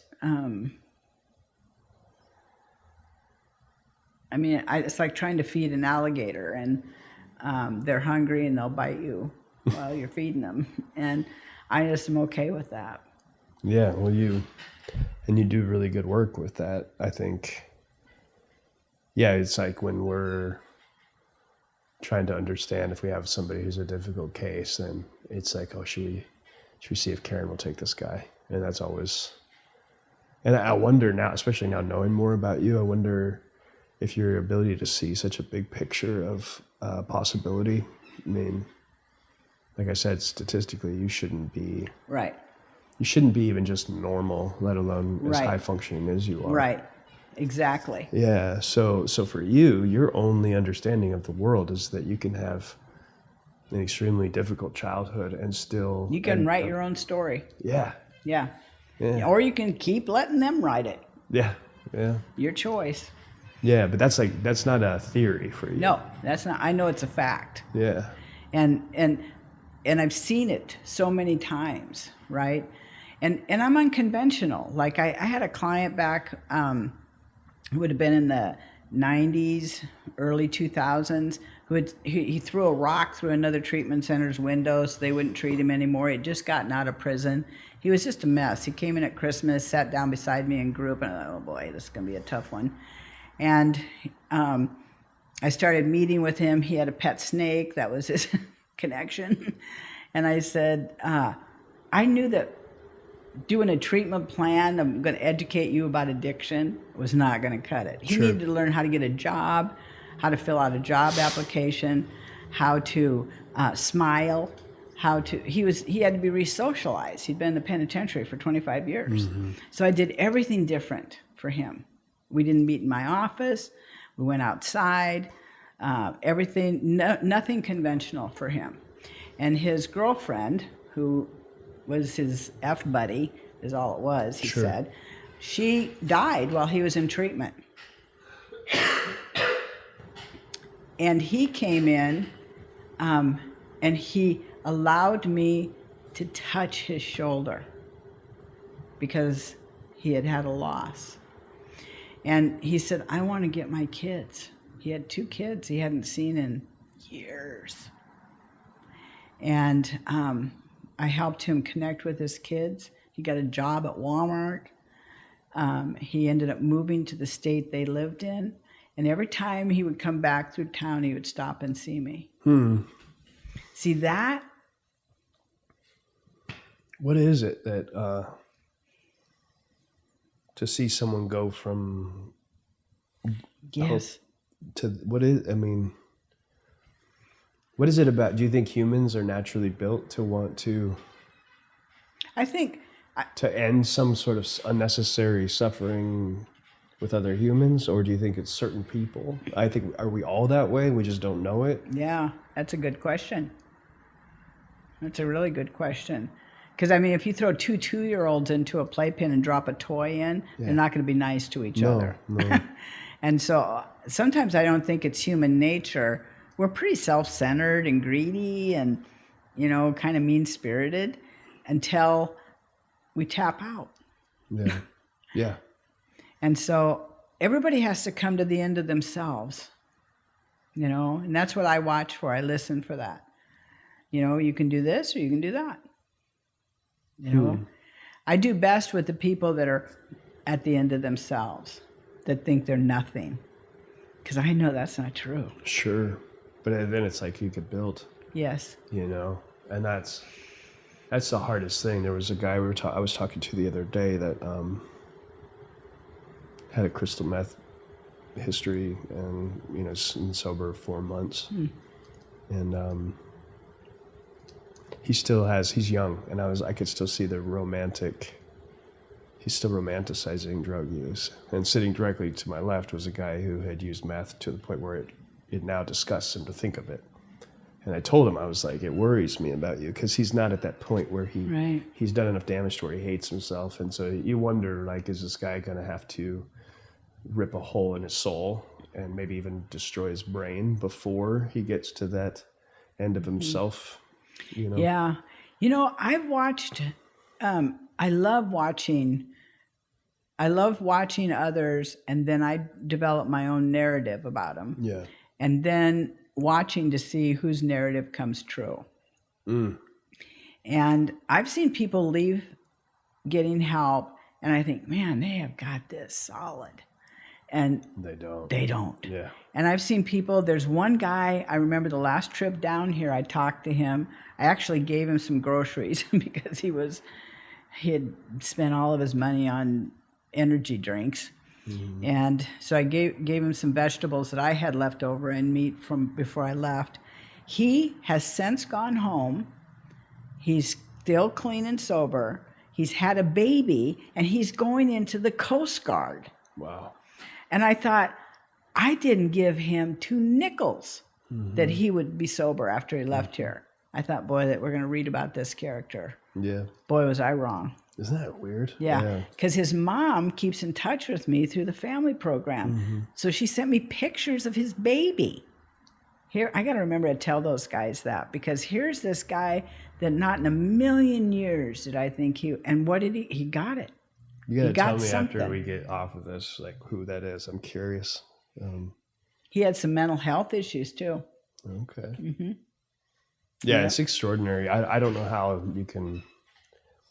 you can't guess who's going to make it and who's not. I mean, there's been people that have come through Treehouse and done what you'd look at them like a perfect client, and then they don't do well. I do think maybe belief has something to do with it. Like, for example, I was trying to describe this to the guys in the class the other day. I was saying, asking them to rank their teammates in terms of belief, and they struggled with it. As I said, you can believe that something is something is going to help you, but actually do a really piss poor job in participating in it. And I go, but I do think that the belief that it's going to help you is actually as important or more important than even the participation. I go, because there's guys who do everything perfect here, but they don't really believe that this is the solution, like this way of living or being or connecting, or that drug use is even something they shouldn't be doing anymore. Yeah, but I think that's a big piece of it, is if there's a part of you that knows this is not what I want. It's sort of like going to church, and you can go to church and do all the motions, but if you don't believe, it's not going to do the same thing than if you believe and don't go through the motions, I don't know. Yeah. So you just going back, I'm just curious. So how did you find peace with Pete's passing? Where did that? It took a couple of years, and I shared this yesterday in the training. One of the things that I kept, like I said, I had this, like, what right do I have to still be alive? and clean, and that survivor's guilt is the only thing I can think to call it. For the first year, I was pretty distracted just with the kids because that was a big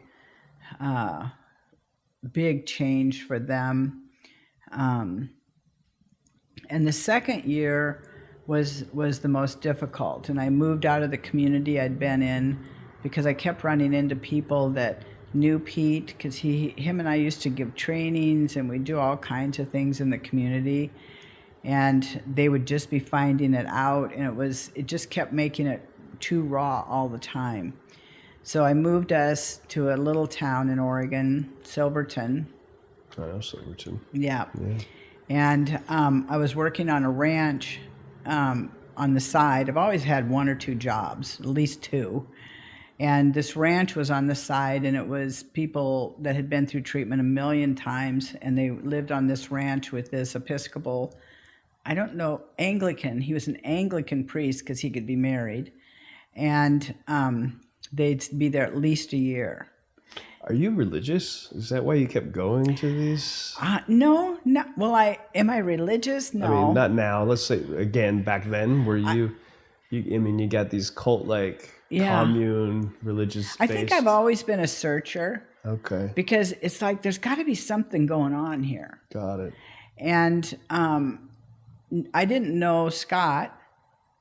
He later also committed suicide when he went back to using, and but him and I were good friends, and we did a lot of laughing together. Mm-hmm.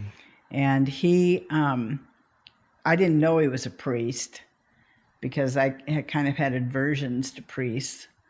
And when he came to work for the first time with collar on, I was like, WTF, I don't understand. All this time, or did you just get it, or what's the deal? So then eventually he opened his own place and treated the untreatables. You know, they were, and they lived there, they ate together, they went to church together, they did it all. And so we lived in Silverton, and that's where both boys started using drugs. You know, people think that a small town's safe, and there's nothing safe. And so two of my boys are opiate addicts, and one of them is cannabis and cocaine. And so we moved out there, and it was at the end of the second year that every night when I would go to bed, I'd ask myself, how come I didn't see that? How come I didn't see that he was going to do that? And I was really... About Pete's suicide. Yes. Got it. Here I am, I work in the field, I do suicide assessments all the time. Why did I not see this? I mean, I knew he was in trouble. He wouldn't go to a hospital or anything, but I knew he was in trouble, but why was I not seeing it? And for a solid year, I did that, 2 years, and I realized all I was doing was distracting from the pain by trying to change the outcome, which I couldn't change. So I would go over the events from that Friday all the way through to that Tuesday morning, over and over and over. There was no way to change that. And then I felt the grief. So you were trying to rationalize it. You were trying to rationalize it instead of just experiencing the emotion.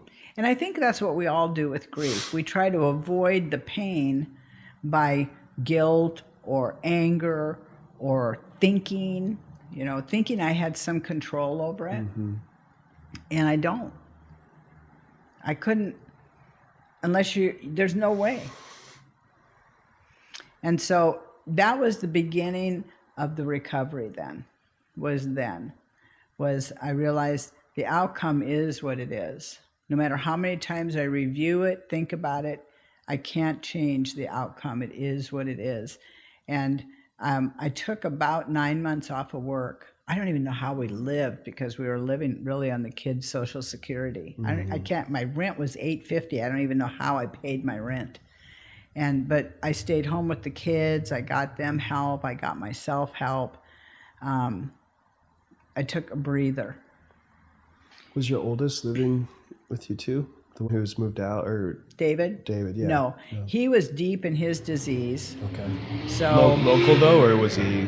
Huh? Was he local to Oregon? No, he was in Washington. Okay. And we, you know, him and I didn't really connect until he was an adult. Okay. You know, that bond between me and him was very fractured. And it was actually when I had Joe that he said to me one day when he came, I was giving Joe a bath, and he said, "It wasn't like that for you and me, was it?" And I said, "No, it was not." Yeah. And so his, of the kids, he was the most gravely affected by my inability to form a true relationship. Sure.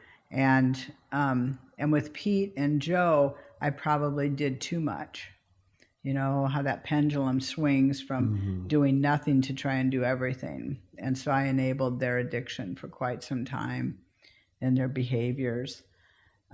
So Pete has bipolar disorder and suicidal ideation.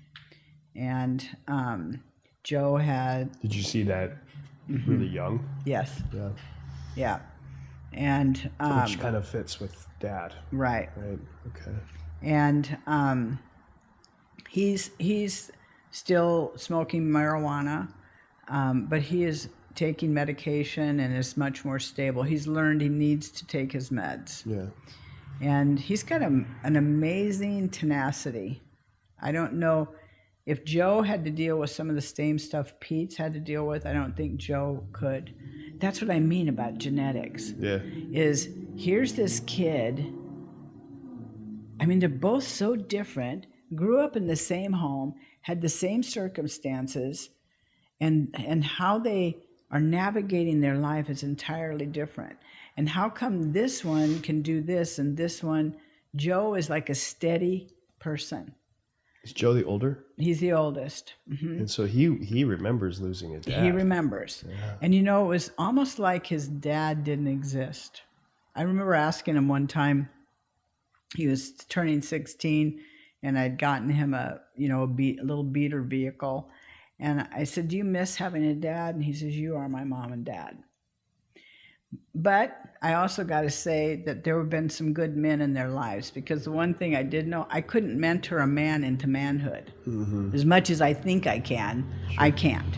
Yeah, yeah. They need men. And so there have been some really good men that have gone through their lives. And is it happenstance? I don't know. More of the same Donna experience. You know, there was both of their names were drawn out of this lottery at the school, and they had the same mentor for 7, 8, 9 years. Wow. That's cool. An older guy that was owned a landscaping business, and he met with both of them weekly for years. I still, when I drive by Silverton, I always check in on him. He had a profound impact on my kids. He was just a good, steady man. Maybe between Mr. Gibson. Yes. And Donna. Yes. And the landscape man. Yep. Maybe there's like this series of sort of angels in your life. Oh, talking about angels. Yeah. So back when, so I was working at Lutheran Hospital in Omaha. David was maybe 18 months old. I was using a lot. We had our electricity turned off, which, I mean, that's kind of normal. Mm-hmm. And so I took a big extension cord and ran it down to the laundry room, one of those big ones, the orange ones, and ran it upstairs so we'd have some electricity. And I was down to the last thing I could use for a diaper. The last thing. And this woman comes to the door, and she has a thing of diapers. Yeah. in a plain white wrapper. And she says, we want people to test these. Would you be willing to? And I'm like, yeah. And so it was like 50 little diapers, right size for him.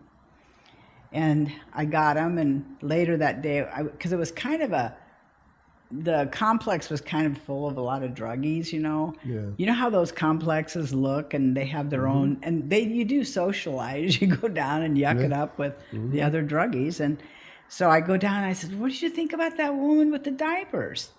And everybody looks at me like I'm high, and they didn't see any woman with diapers. Yeah, she never came back. I don't know who she was. Those were diapers. Those were real diapers. What if, so we'll just go down this road for a second, just God's real, and what if the plan was always to turn you into the best healer? And so it was like, all right, we got to make this woman's life. So let's make her born into this house. Let's figure this out. She's got to go through all this stuff. Who knows? Who knows? I think so I have my own little philosophies. Yeah, how do you understand this? I think we do choose. I think there's a moment right before you launch, at whatever point that happens, that you're given a choice. And that's where I'm learn and continue to learn that I don't want to call it. It's nothing till I call it.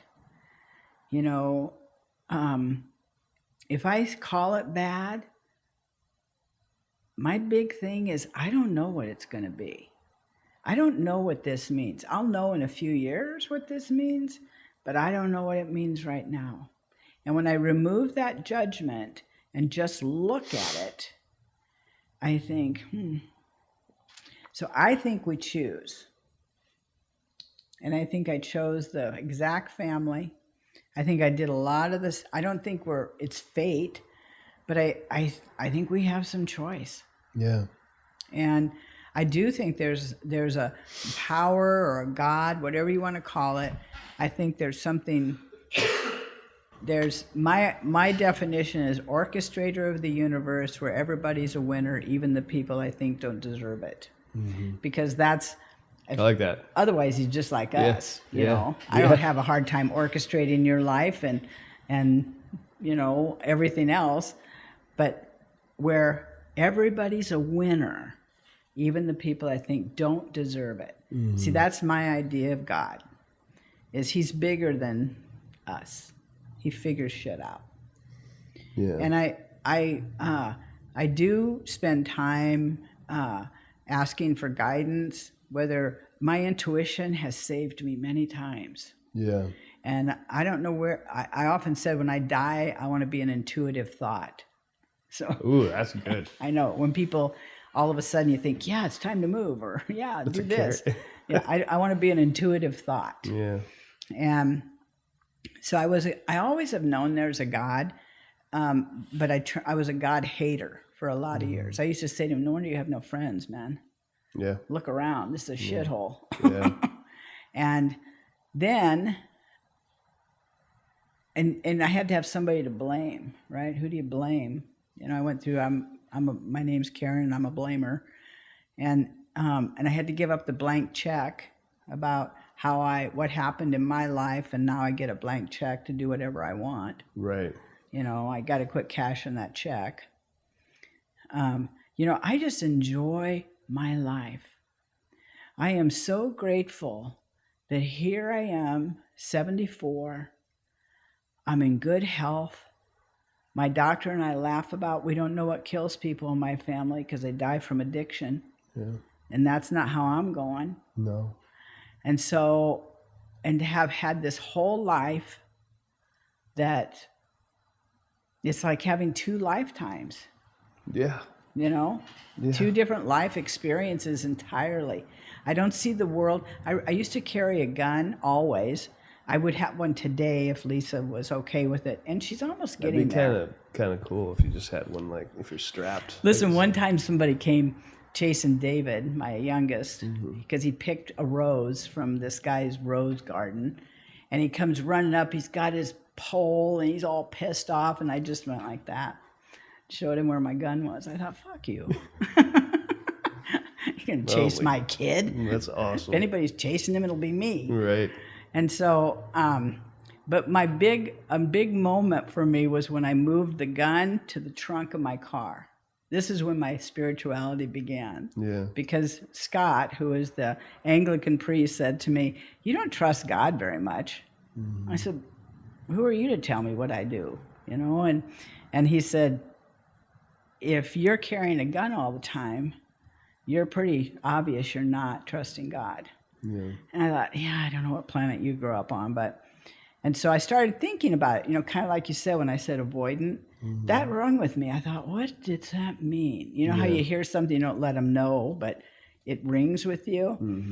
So I put my gun in my trunk, and I said to God, "You've got from the door to the trunk. Don't waste any time." That's so good. And then eventually I'll give you a shot, I did. but it's only going to be like as long as it takes me to get out of my car. Yeah, and the open door to the damn trunk. Yeah. That's really good. And so, but the world's not unsafe.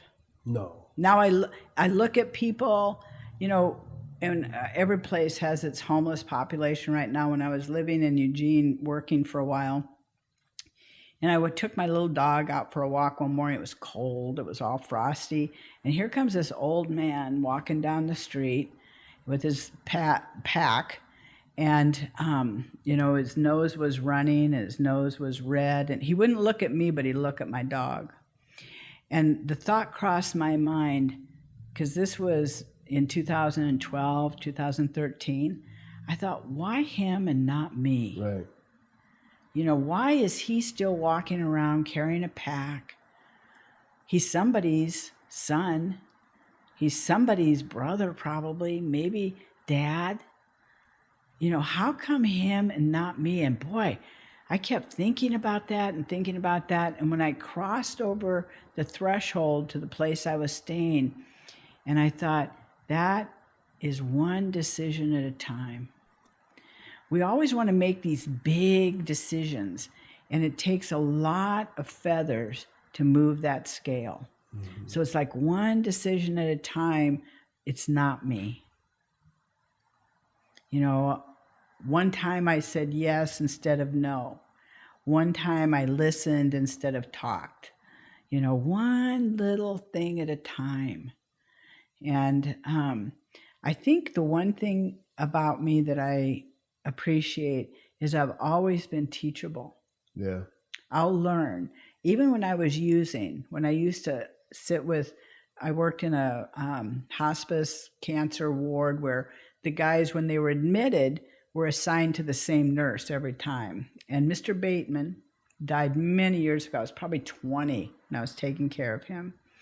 And he talked to me about his whole life. He'd gone out on his wife. Should I tell her? I said, dude, you're dying. You're going to lay that shit on her? You know, that's ridiculous. That's when you could sit in their room and smoke with them. Yeah. Smoking in a cancer ward. And his partner was embezzling from him. How I met him was we had to do cross isolation. So we would dress up so we didn't give him anything. Okay. And so we'd have to gown up, masks and everything before we'd go in because he had leukemia. So I go in there and he's just mean. He's just nasty. And I said,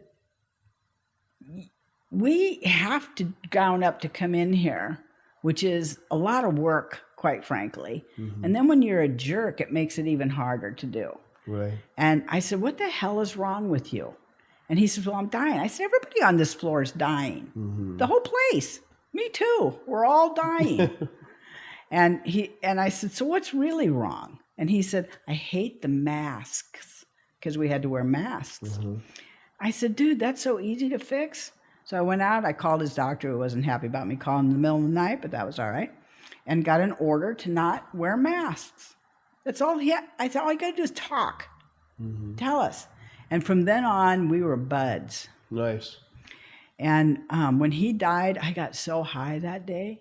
Instead of feeling sad, I got high. That was in the same apartment with the no electricity, and I ran the extension cord, and the woman that came with the diapers, and I sat at my window looking out, knowing that I was sad and couldn't feel it. Jesus. And Mr. Bateman, so when I die, first of all, I'm going to high five a lot of gay haters when they come into heaven. I'm going to high five them. That swore I wasn't going to be there. Yeah. And then I'm going to look for Mr. Bateman. Yeah. I want to see him, Mr. Gibson, some of my buds. So They're angels. they're angels. Yeah. There's a lot of angels in this world. It's incredible. Like, if you boil everything down to its core, it's like humans are born. You were born into this difficult situation. You go through a lot of your own personal hell. In the world, there's injustice, there's suffering, there's pain, there's joy, there's love. You threw yourself right in the middle of that. And because of your existence, you have helped alleviate so much unnecessary suffering by taking what you've learned and then applying education to it. And so ultimately, it's like it's a net positive when you leave. Mm-hmm. Well, I need the good press. Yeah, you got some making up. I got some making up to do. You went far beyond that, though. Some of and these I don't guys. think you were dealt a good hand out the gate, Karen. I mean, Yeah, probably not. But I tell these guys when they go home, I said, it's okay for you to kiss up. Yeah. Yeah. You know, you've been a jerk for a lot of years. Yeah. You know, you're in your 30 days and you're all that. Now go home and be nice. Yeah. You know, so I'm always telling Lisa, be sure they show up at my funeral because I'll be watching. Good. I don't think you're anywhere near that. You've been talking about death since I met you. Well, it's a reality. I know. You're not afraid. No. Yeah. At least that's what it seems I want to like. be awake. I mean, think about it. The day you're born and the day you die are The most important days. Yeah. They really are. And you hear that, then the middle's just the dash. I was talking to somebody about be a really cool thing to write a book called Bookends and interview people that deliver babies and interview people that are with people in their last moments. And I think you could probably capture the most truth. Boy, that would be good. Wouldn't that be a good one to do? I don't have because the time to people, write when it, they're but if you- dying, tell the truth. Yeah. And they don't BS around. And if you want to know what's most important, certainly, that's where you can learn it all. I mean, you can go up to the Hope Hospital right up the street here and sit in any ward where people are dying and be like, what matters most? And probably most people are going to say the same shit. You know, they're certainly not going to be like, making as much money as possible. Yeah. Which is what we've all been taught to believe, or at least most of the society, or even pursuit of greatness. I don't think that's it's like family, the people you love. Yeah. Know? And I think too that I think life is about being right-sized. So there's been times in my life that I've been too little and too big. And there's something about just getting right-sized. What does that mean? Explain. Well, I think it's knowing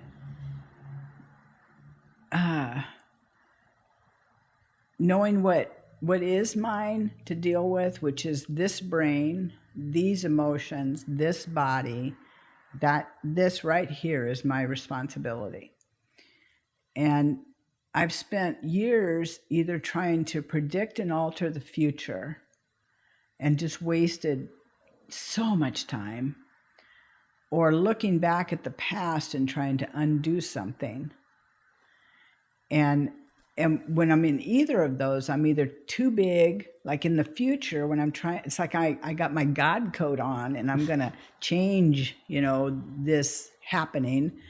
And then when I look back, it's this little, just probably exactly what I felt as a child, which is unable to change what was happening. Sure.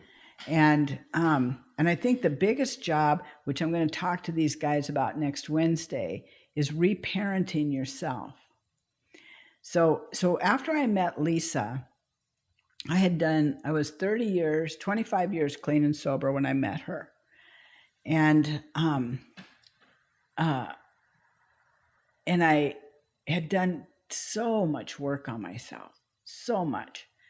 I still have a therapist. I still have my people that I talk to, and I still had this anger, and I couldn't predict what was going to set it off. And I don't have anything against anger. Anger probably it served me really well in a lot. It kept me fighting, and but it kept me separate.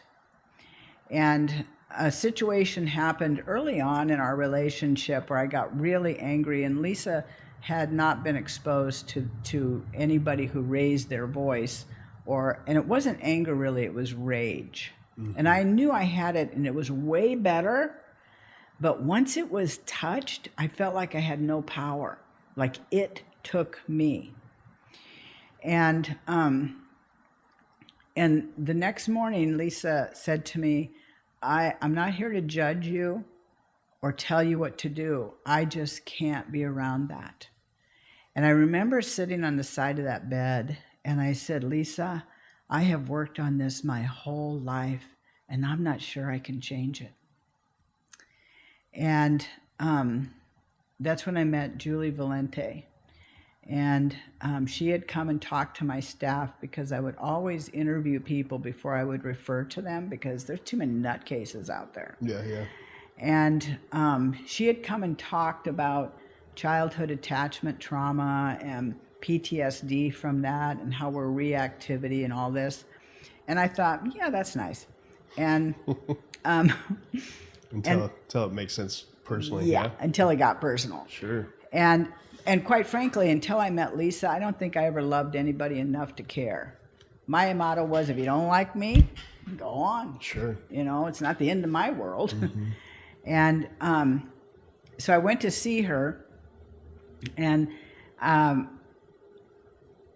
told her what was going on, and she said, I'm going to teach you how to breathe. And I leaned up in my chair and I said, I just told you that my life is in a dumpster.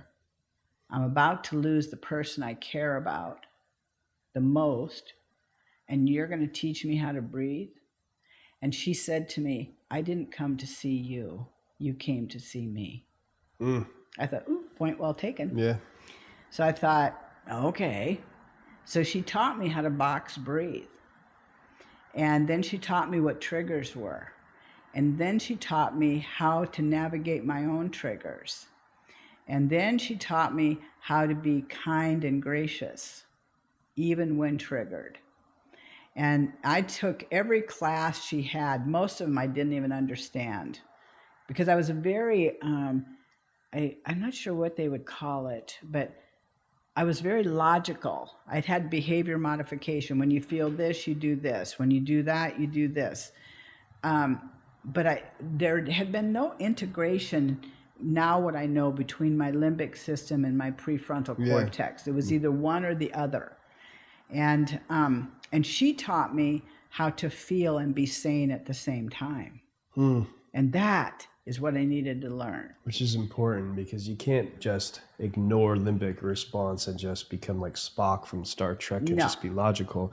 That's also the limbic system is also one of the more beautiful parts of what we are, right? It's everything. This is us being human. Yeah. And so I did every class, and this was when, and I have never raged again.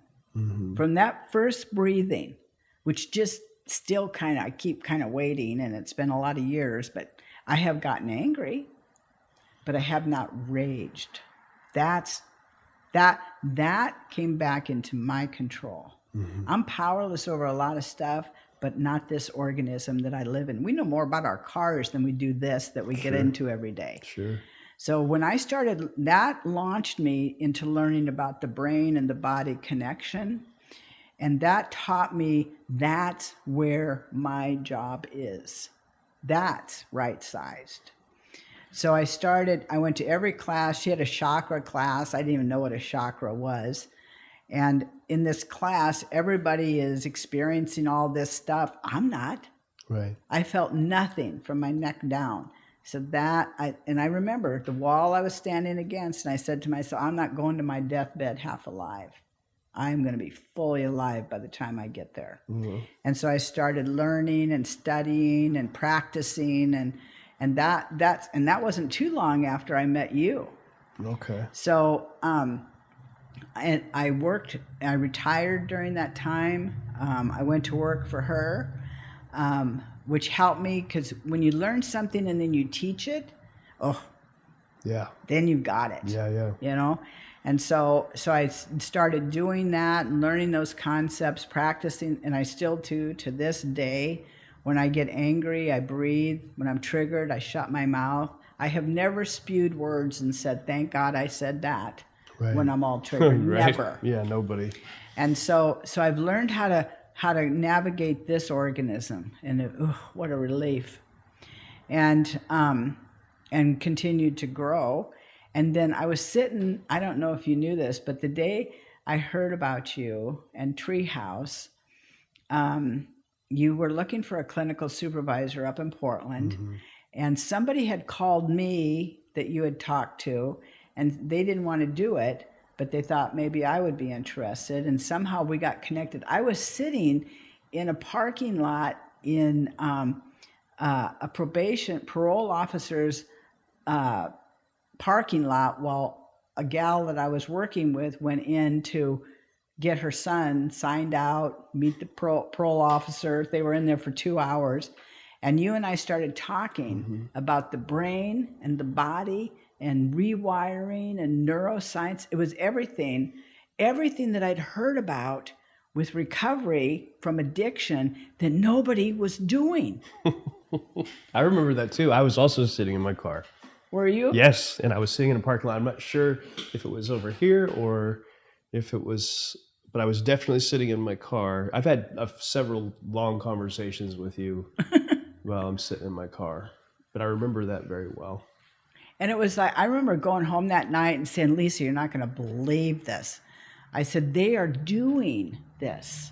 Mm-hmm. They're doing the rewiring with the brain and getting the body and the brain. So there's rapid firing neural pathways between limbic and our intelligence. You were using the words neuroplasticity, and that also, I hadn't heard that in terms of psychologists. Like, you were hearing about it from people who had brain damage and like the fact that the brain could heal, but nobody was talking about it. And you told me about the book, and keep going though. Sorry. Yeah. It was It's been a minute now. Yeah. Right? That was 7 years? 7 years ago when Portland opened. Yeah.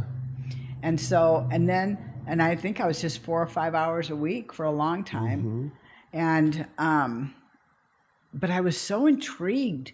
I came down and watched one day, and actually it was the day with the boats when they were working with anger. And I thought, holy smoke, because here we are at the ocean with boats, guys in wetsuits. I remember that too. It was in Huntington, and I remember thinking to myself, she's might hate us now.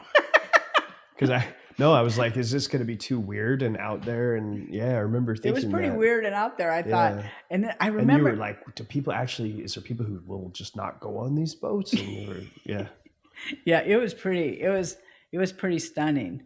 And then that's when you were at the old building. And it was a pretty pivotal talk about another defining moment, because one of the things I realized remember, I'm a realist, so is that as I age, there's so much information that I have in my brain. I have to say something before you finish this. The thing that made me just like, I'm going to do whatever it takes to work with this person, and I think you're about to go there, so I want to say it first, was you said to me, you said about how old you were. I don't remember what it was at the time. And you said, I'm not going to work anywhere else, and I'm looking for a place to download my brain to. Yes. I want this to be the last place I work. This will be. And I felt it in my heart that you were completely sincere. And I called Clayton and I was like, this is what you could ask him, like, this is what she said. This is really important. And that might be one of the most, if not the most important thing you've said to me, because that was like, that meant a lot, Karen. I don't think you could really do more of a gift for somebody, or I mean, because you're talking about your entire life. Mm-hmm. So I appreciate you. Thank you. Yeah, and I did mean to cut you off, but no, that is exactly. And I don't think I even knew it until I knew it. I think when I said it to you is when I knew it, because I had that thought before, of I gotta give this out, but when I saw, and I tell the families that I work with too, when somebody's in trouble down here, the team surrounds them. The guys, I've worked for a lot of years. I have never seen a team in any of the facilities that I've worked with through Treehouse that are more dedicated and care. Mm-hmm. It's just, I've learned a lot too. Yeah. And to have the opportunity, I was telling Lisa, because she said, she knows, George and I were laughing about it. I'm not like these 25 and 35 and 40-year-olds, by 6 p.m. I'm toast. Mm-hmm. And George and I were laughing about it. And Lisa said, I know that doing this travel and stuff and all this takes a lot of energy in the training, because I put a lot of effort in putting it into a language that somebody their age can grab onto, and to see, and then to hear them say to me afterwards, I want to talk to you. That feels so good, because old people are invisible. No, I don't know. Yeah, maybe, but maybe not. Not here, no, because these guys understand.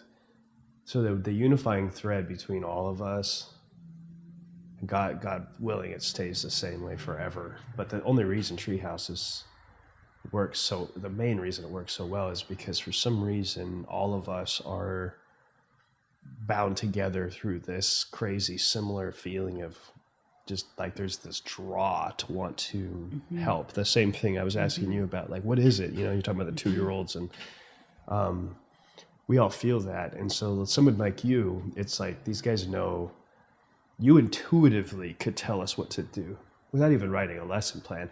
I mean, I'd like that you do that, but you could come down here and just explain what it's like to the journey of the healer, right? Like, because none of these guys, if they left tomorrow, they're still going to do this work. Right. They're just built for it. They've got a taste for it. I mean, and that's why they're surrounding people. It's, it's obsessed. It's, if anything, it's like, got to tell them to try not to think about. And that's what I like to teach them, that there's like halfway on my way home from work, wherever I'm working, I put a lot of the pressure, I guess is the word, or the responsibility, I put it right here so that I can walk into my life. So then my work will visit my life at home. If something happens, there's a crisis or something. And when I'm at work, my life visits my work. So there's a degree of separation there. And because if you can't, I'm meeting with a couple of the guys, I'm going to have coffee with one tomorrow and then Monday with another guy. They're young in this field. And I want to see them 40 years from now still working.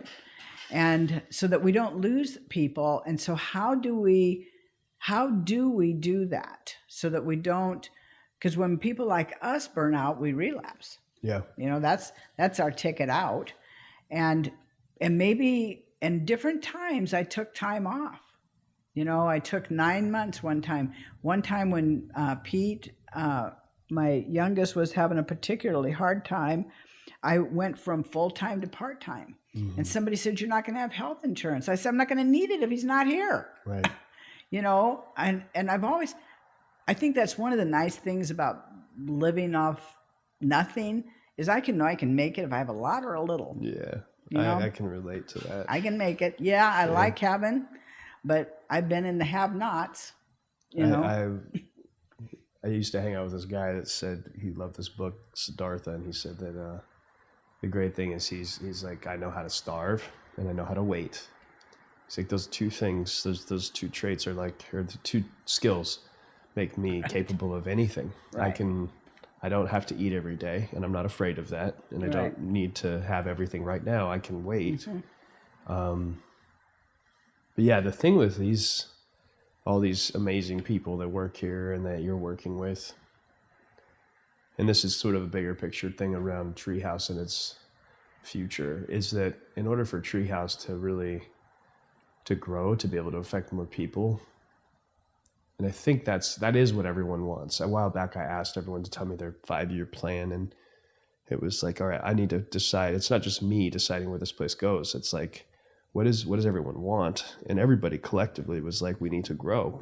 There needs to be more accessibility. So what that would take is that every one of these guys would have to be running their own place.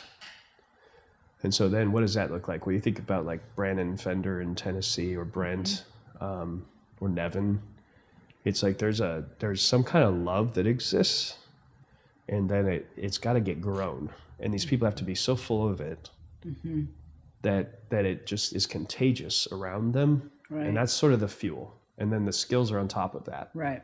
I've always called it the factor X. Yeah, you mentioned this to me there. When I'm hiring somebody, when I was doing that as part of my job, oftentimes people, you can have the education and you can have the life experience.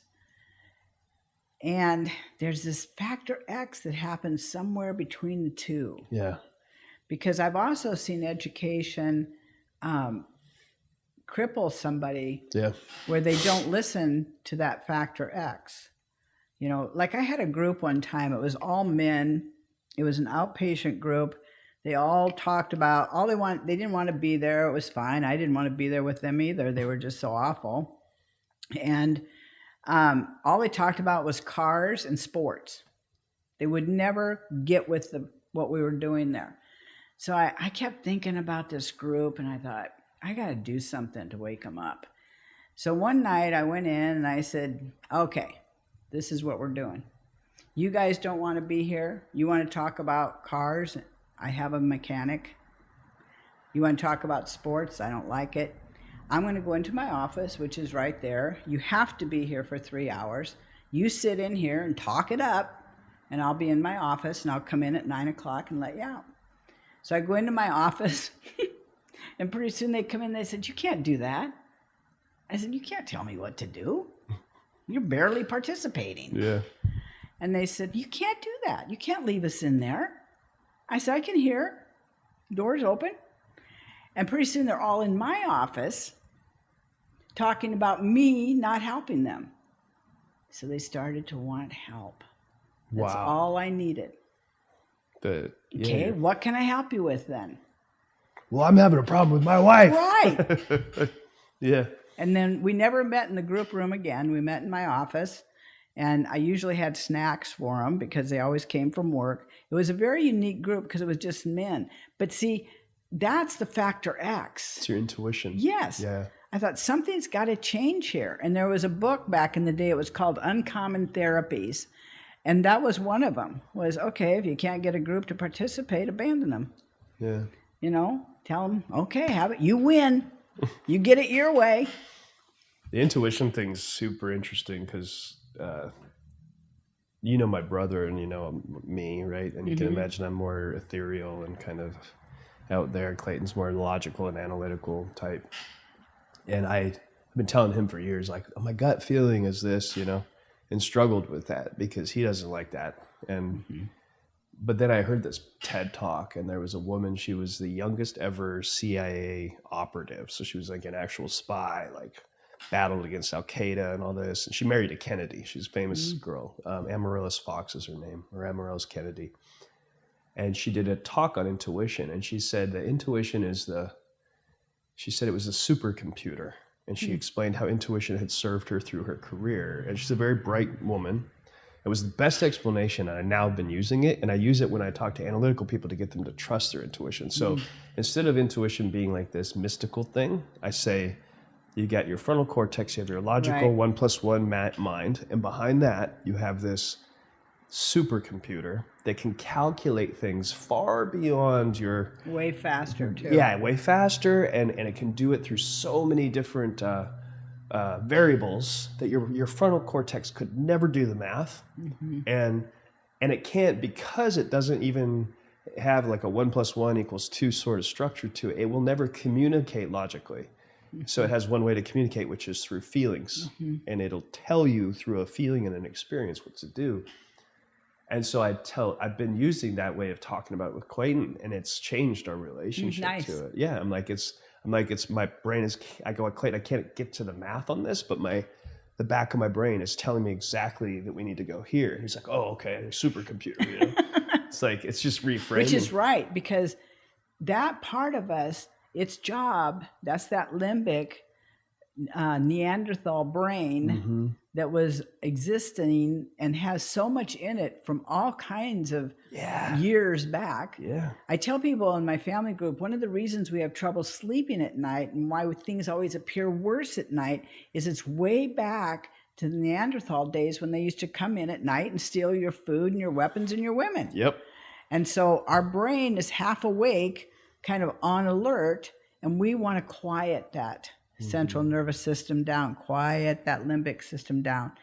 And so because it sees, that's why snake, and I jump before I can say snake. Yeah. See that, when we harness that, and it's not all mucked up with bad experiences and trauma and addiction and all these, you know, and self-critical, how we talk to ourselves, being mean-spirited to our own self. I wouldn't talk to a friend like I've talked to myself sometimes. When we get all that muck out of there, then that thing is your friend. Yeah. I swear to God, I'm alive many times because I wouldn't step through the door. There's a hiccup there. I used to walk in where I worked and I'd know somebody was using. They used to all laugh at me. I said, I swear to God, I walk in that back door, walk by all the patients' rooms. Oof, we got high people here. and they'd laugh at me. I said, drug screen them. Right now, drug screen everybody.